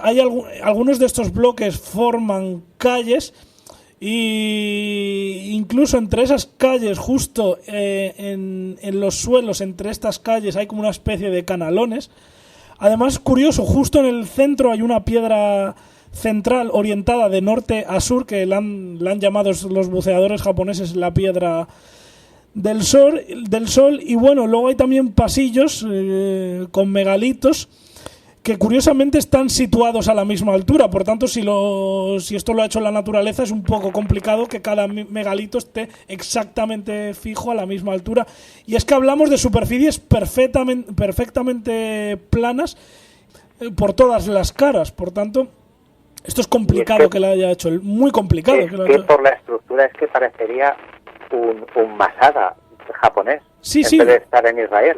Un Masada. A ver, hay que aclarar una cosa, que la misma isla de Yonaguni, que está a 5 kilómetros, sus bordes son muy parecidos y hace como una especie de terrazas también. Entonces, por eso la comunidad científica achaca que esto en la época que estuviera fuera del agua le iría dando el mar y daría esa forma.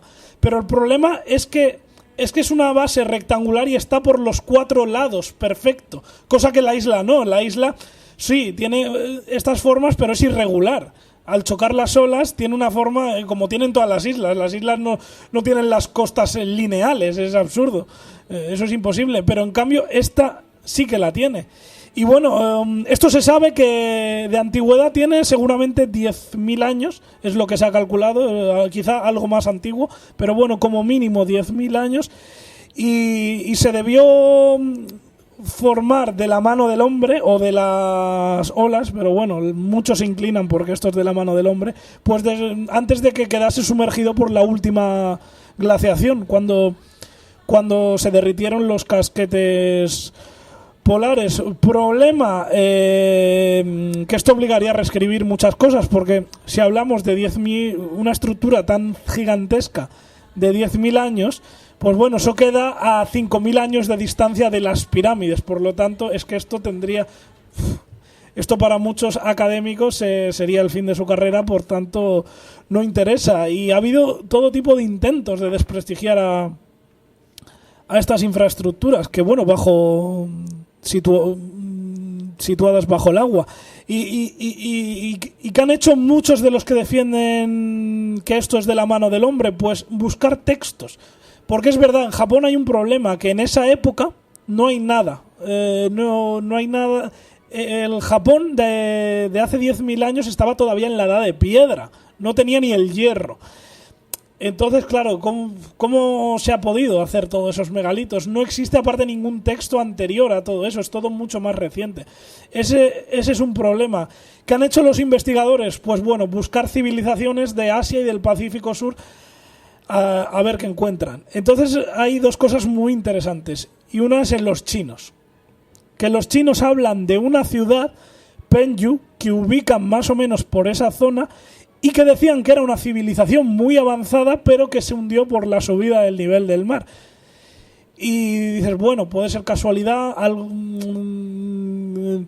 los chinos lo identificaron mal o se referían a otra ciudad y la ubicaron en mal sitio, pero no. Pero se han ido a otra cultura, y es la de los hawaianos, los antiguos hawaianos, que hablan precisamente de otra civilización al oeste de sus islas. Es decir, los chinos decían al este y los hawaianos al oeste. Si miramos un mapa, casan perfectamente. Y bueno, y hablan de una ciudad que se llamaba Mu, en idioma hawaiano, que también dicen lo mismo, que era una gran civilización, una potencia comercial, y que se hundió por la crecida de las aguas. Pues bueno, yo ahí dejo caer todo. Esto, a día de hoy, hay una división al 50% en la comunidad científica.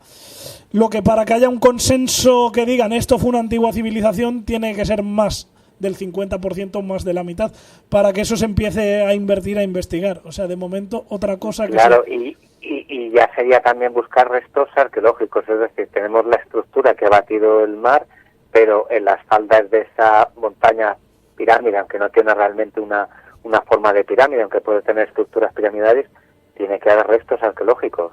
Claro.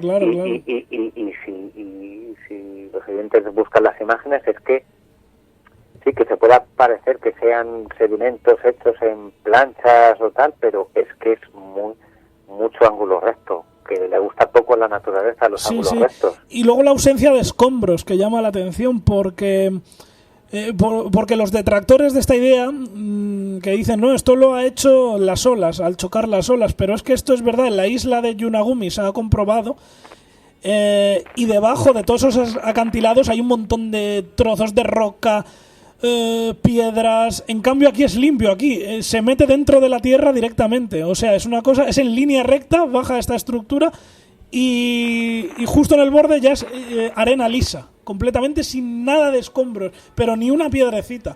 O sea, dices, jolín, qué limpio está eso. Vamos, que yo sepa, los peces no tienen escoba para barrer, que yo sepa. O sea, entonces... Pero fíjate, Rubén, en referencia a lo que has dicho, los hawaianos que se refieren a Mu, fíjate, ahí, claro, ya se han planteado otros científicos la existencia de un gran continente en el medio del Pacífico, pero además se lo planteaban, por ejemplo, P.L. Carter, hacia 1850, él afirmaba que la afinidad geológica existente entre distintas especies que vienen en territorios separados por miles de kilómetros del océano, según Scarlett, era evidente que en su día debió existir una tierra que había en medio que hubiese hecho posible esa difusión de las especies animales en una superficie tan vasta. Scarlett basaba su teoría sobre todo en los lemures. Y él, en este caso, no llamó Mu a ese continente que él imaginaba que tenía que estar ahí, porque él era zoólogo y veía que había una afinidad entre especies que estaban una en el extremo del mundo y otra en el otro extremo del Océano Pacífico. Entonces, ¿cómo podía haber esa afinidad? Entonces, él entendía que tenía que haber habido algo en medio que uniese hiciese que existiese esa afinidad. Y él, como su estudio lo basó en los lemures, pues a esa tierra la llamó Lemuria. Pues eso, algunos lo ubican, lo que dices tú, por la zona de Japón ahí en medio, podríamos decir, en medio de todo el Océano Pacífico. Otra gente lo ubicaba entre Australia, Nueva Guinea y las Islas Salomón.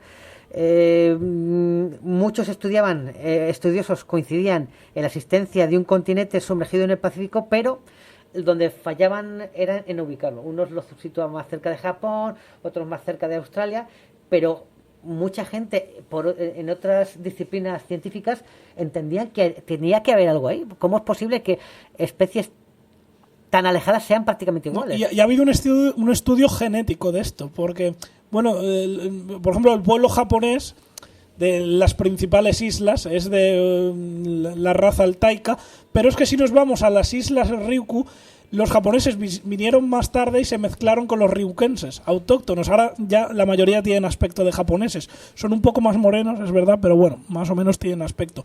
Pero es que se ha hecho un estudio de los genes de esta gente y de los ryukenses, es decir, de la zona de Yonaguni, Okinawa, todo esto. Y se ha descubierto que tienen de hace muchísimos siglos, probablemente milenios, comparten genes con la gente, con los pueblos de tanto malayos como polinesios. O sea, entonces es lo que dices tú, podría haber habido algo entre medias, porque de la Polinesia a Japón, o sea, es como 2 veces Europa, de recorrértelo de punta a punta, algo habría entre medias. Sí, efectivamente. Además, fíjate, a colación de lo que has comentado sobre estas estructuras, en las Islas Bimini, que estarían en el distrito más occidental de las Bahamas, que es una cadena de islas situadas al este de Miami, pues se han encontrado unas estructuras no parecidas, no tan grandiosas como las encontradas en Japón, pero unas estructuras submarinas que parecen estar hechas por la mano del hombre. De hecho, se llama Bimini Road, que es una especie de escalera subacuática a lo que parecen ser unos restos antiguos de una calle de unos 100 metros de largo.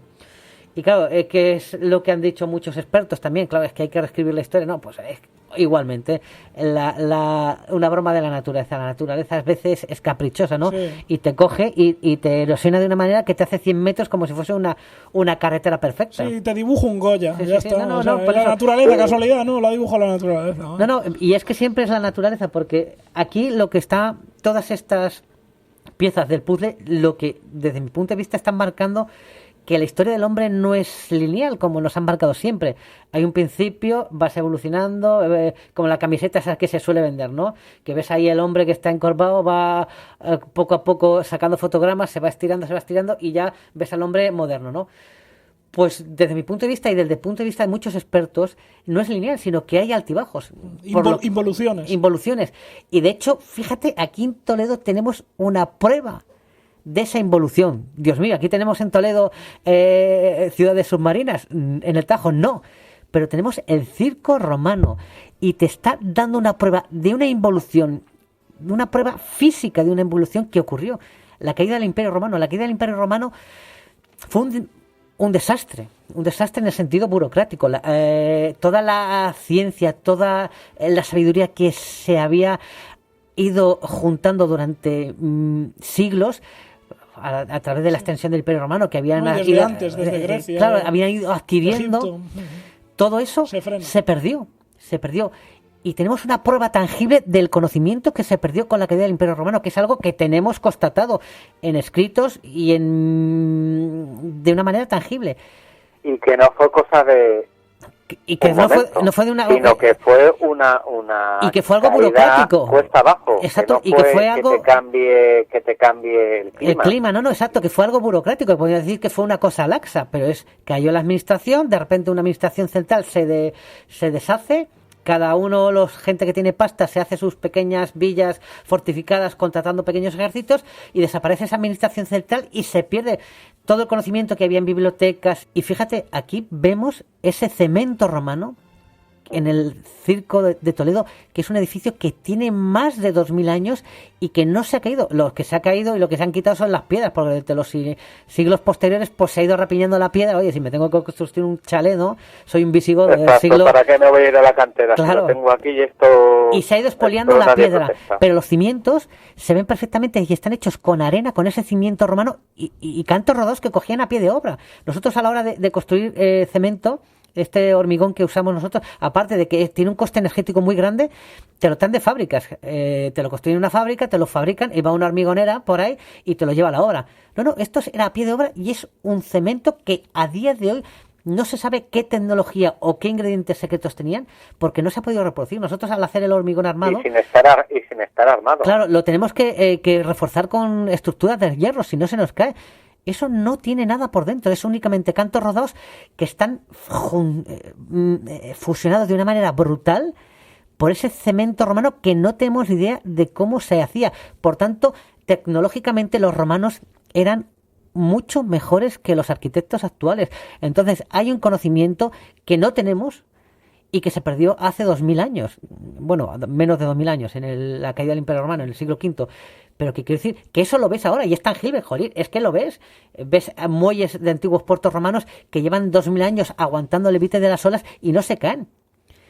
Y nosotros no tenemos esa tecnología. Y edificios construidos hace 50 años que se caen, como entonces, papel. Entonces la historia es que tenemos la prueba física de que ha habido una pérdida de conocimiento. ¿Quién te dice que eso que pasó en el Imperio Romano no ocurrió hace 10.000 años? Que hubo, lo que hemos dicho, un desastre a nivel planetario que hiciese que una gran civilización pues colapsase y todo ese conocimiento que tenían se perdiese, como pasó con el Imperio Romano.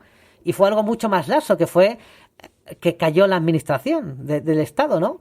De ese Estado, de ese imperio. Sí, sí, y pueden quedar restos, como por ejemplo los mayas. No tiene sentido que sepan tantísimo de calendarios y de ciclos. No tienen, por observación y ensayo y error, no te da tiempo en 2 vueltas a aprendértelo todo. Tiene que ser un pozo de un conocimiento anterior. Efectivamente, y además, ha quedado esa parte, ese trocito, astronomía. Y que en numerosas leyendas, como decía Rubén, se cuentan. Por ejemplo, los aztecas, una antigua leyenda mexica cuenta que los habitantes de la isla de Aztlán, situada en el Atlántico, tuvieron que huir porque la isla se hundía. Los supervivientes que tomaron el nombre de la isla se hacían llamar aztecas. O sea, los propios aztecas, una de sus leyendas originales decían que eran pues un éxodo, ¿no? Huyeron de porque se caía donde estaban viviendo. Y ese mito se repite en muchas civilizaciones. O sea, que seguramente hace miles de años, mucho más de lo que data la historiografía moderna, pues hubo una gran civilización que tenía unos conocimientos diferentes a los nuestros, pero que en algunos aspectos seguramente, por ejemplo, en arquitectura o en otros aspectos, en astrología, en astronomía, eran mucho más avanzados que los nuestros, igual que los romanos hace nada más que 1500 años eran mucho mejores construyendo casas y edificios que nosotros. Es que es así.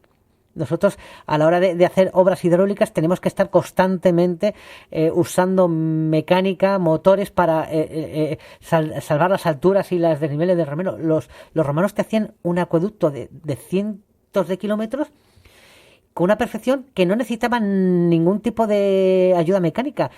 Y era con una pendiente que iba gradualmente descendiendo y te llevaban de un sitio a otro el agua, sin nada más. O sea, y te juntaban túneles empezando por un lado de la montaña y por el otro. O sea, con una tecnología y con una precisión que nosotros ahora mismo no tenemos. Y ya te digo, el cemento romano, ya nos gustaría a los grandes constructores de ahora tener ese cemento romano, esa facilidad de mezclar ese material y ese ingrediente secreto que ahora te dicen, no, es que es lava de volcán. Sí, sí, y también, sí.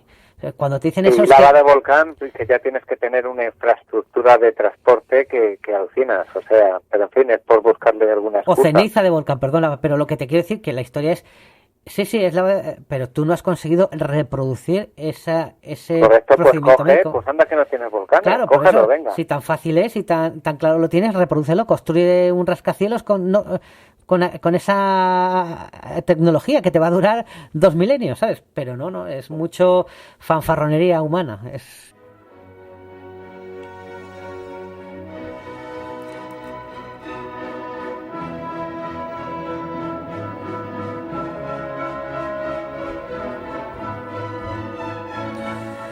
Y yo creo que todas estas ciudades sumergidas, la gran mayoría, pues podríamos decir que se basan un poco en ese mito de la Atlántida, ¿no? Esa antigua civilización que unos ubican en el centro del Atlántico, ¿no? Podríamos decir ya los escritos de Platón en el Timeo. Relataba eso Platón, que los viajes de Solón a Egipto, donde los sacerdotes le hablaron de una guerra sucedida miles de años atrás entre los antepasados de los atenienses y los habitantes de la Atlántida. Sería una civilización que podríamos decir que estuvo ubicada pues hace 10.000 años, ¿no? Antes de Cristo, y que luego, como hemos estado hablando aquí, pues que si las ruinas de Yanogami o por ejemplo el tema de la Esfinge, que dicen que tiene erosión, que puede estar datada de hace, pues de esa época. Estaba al borde del agua. Sí, que estaba, exacto, cuando esa climatología tenía por lo menos 12.000 años de antigüedad. Quiero decir, o sea, que a lo mejor la Esfinge es mucho más antigua de lo que dicen, y que a lo mejor los egipcios cuando llegaron allí o empezaron su civilización, pues la tenían ya construida, y lo que hicieron es, oye, aprovecho, ¿no? Y ya pues le pongo una cabecita de faraón, pero aprovecho lo que hay. Te quito esta cabeza desgastada y te pongo la de mi jefe. Entonces es eso, está claro que hay este mito. Incluso muchas veces la Atlántida te la ubicaban, como hemos dicho, en Tartesos, ¿no? porque decía, como decía Platón, que estaba más allá de las columnas de Hércules, pues podía ser esa Atlántida ahí. Incluso hay veces que otros científicos te la han ubicado en la isla de Tera, ¿no? Lo que es actualmente Santorini, porque decían que en el 1500 antes de Cristo hubo una gran erupción volcánica que destruyó la isla y que provocó la caída de la civilización minoica. Pero bueno, esa es una civilización que más o menos estaba cercana aquí. Está claro que estamos viendo, por ejemplo, desgraciadamente a día de hoy lo que es la fuerza de la naturaleza, ¿no? Y si una gran erupción descontrolada puede provocar, pues sí, pues el declive de una civilización, pero es algo muy cercano. Y además, lo que hemos dicho, Teherán no está más allá de las columnas de Hércules, o sea que seguramente eso no tenga nada que ver con esa antigua civilización que buscamos. Oye, pues sí, sería seguramente esa erupción la que provocó la decadencia de los minoicos, pero que no tiene nada que ver con ese mito de una antigua civilización tecnológicamente muy avanzada y que por circunstancias seguramente geológicas o climatológicas, en cuestión de unos años, muy pocos años, pues entró en declive y se fue, pues eso, lo que pasó con el Imperio Romano, pues por aquí un adinerado por acá, otro adinerado por allá, y se fueron pues unos para un lado, otros para otros, unos sabiéndose, acordándose de unas cosas, otros acordándose de otras, otros acordándose de cómo se hacía esto, pero todas esas civilizaciones que posteriormente surgieron a lo largo del globo terráqueo seguramente tenían ese mismo origen, esa antigua civilización que colapsó. O varias civilizaciones que estuvieran al límite del mar, que sube el mar, ya se te han ido todas a la porra. Efectivamente, lo que está claro que estas pruebas, estas ciudades sumergidas que estamos hablando, en algunas ocasiones lo que te están marcando es que había algo más de lo que se suele decir.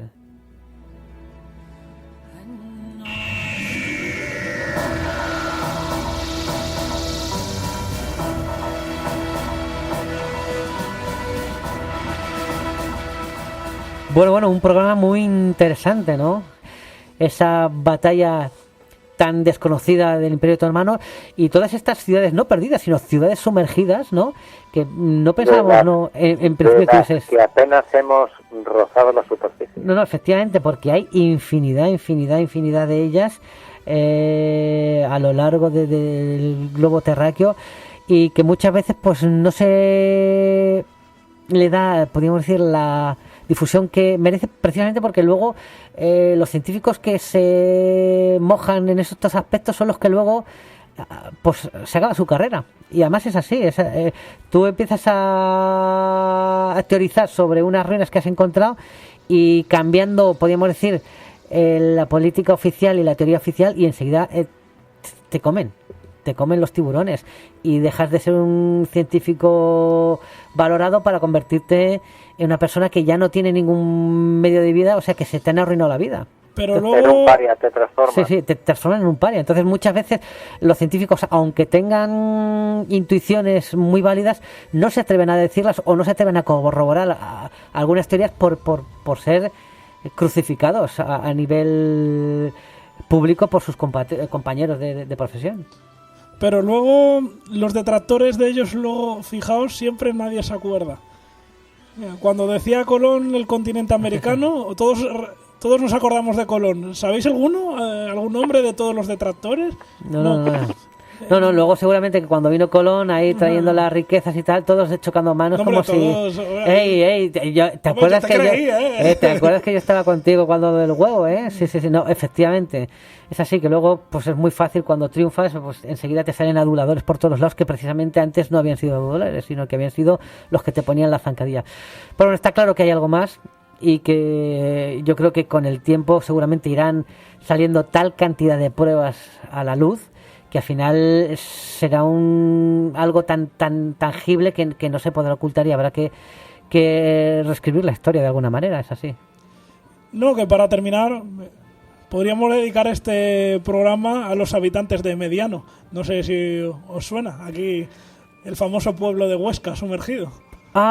Sí, pero en el año 74, también porque se construyó Pues una presa. presa, 233 personas reubicadas, eso sí, son 20 casas las que quedaron sumergidas y una iglesia que todavía sobresale la torre y se puede hacer submarinismo, por cierto, con siluros. Entrar en la iglesia y de repente pasar la sombra de ese pez de 2 metros, ahí tiene que ser una cosa impresionante. Fíjate, y hablando de aquí de España, hace un tiempo ya tocamos ese tema aquí en el dolmen del Guadalperal, que es también una presa que dejó un antiguo dolmen. Es verdad, es verdad.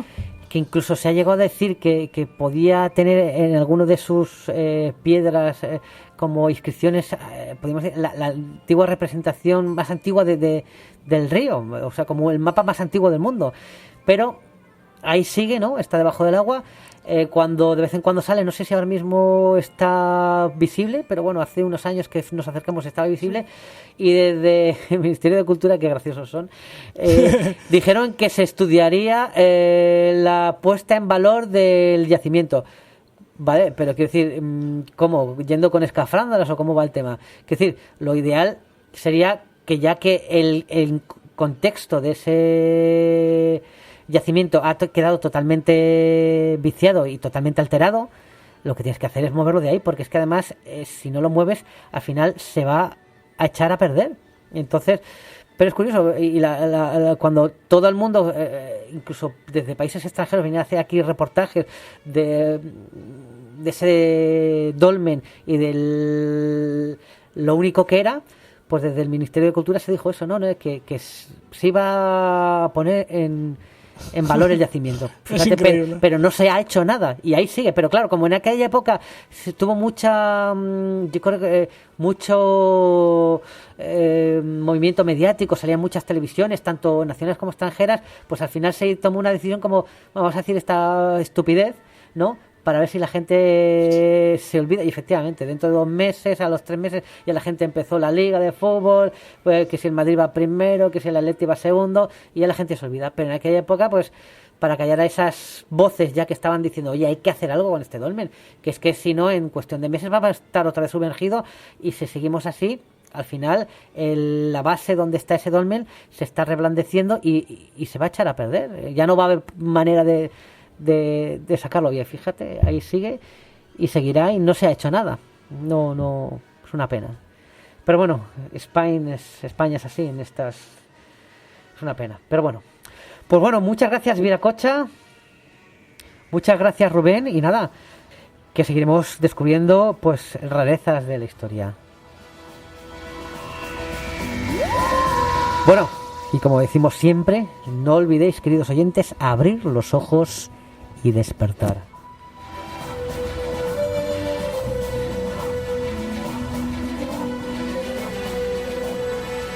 Sé que estáis ahí. Percibo vuestra presencia. Sé que tenéis miedo. Nos teméis a nosotros. Teméis el cambio. Yo no conozco el futuro. No he venido para deciros cómo acabará todo esto. Al contrario, he venido a deciros cómo va a comenzar. Voy a colgar el teléfono. Y luego voy a enseñarles a todos lo que vosotros no queréis que vean. Les enseñaré un mundo sin vosotros. Un mundo sin reglas y sin controles, sin límites ni fronteras. Un mundo donde cualquier cosa sea posible. Lo que hagamos después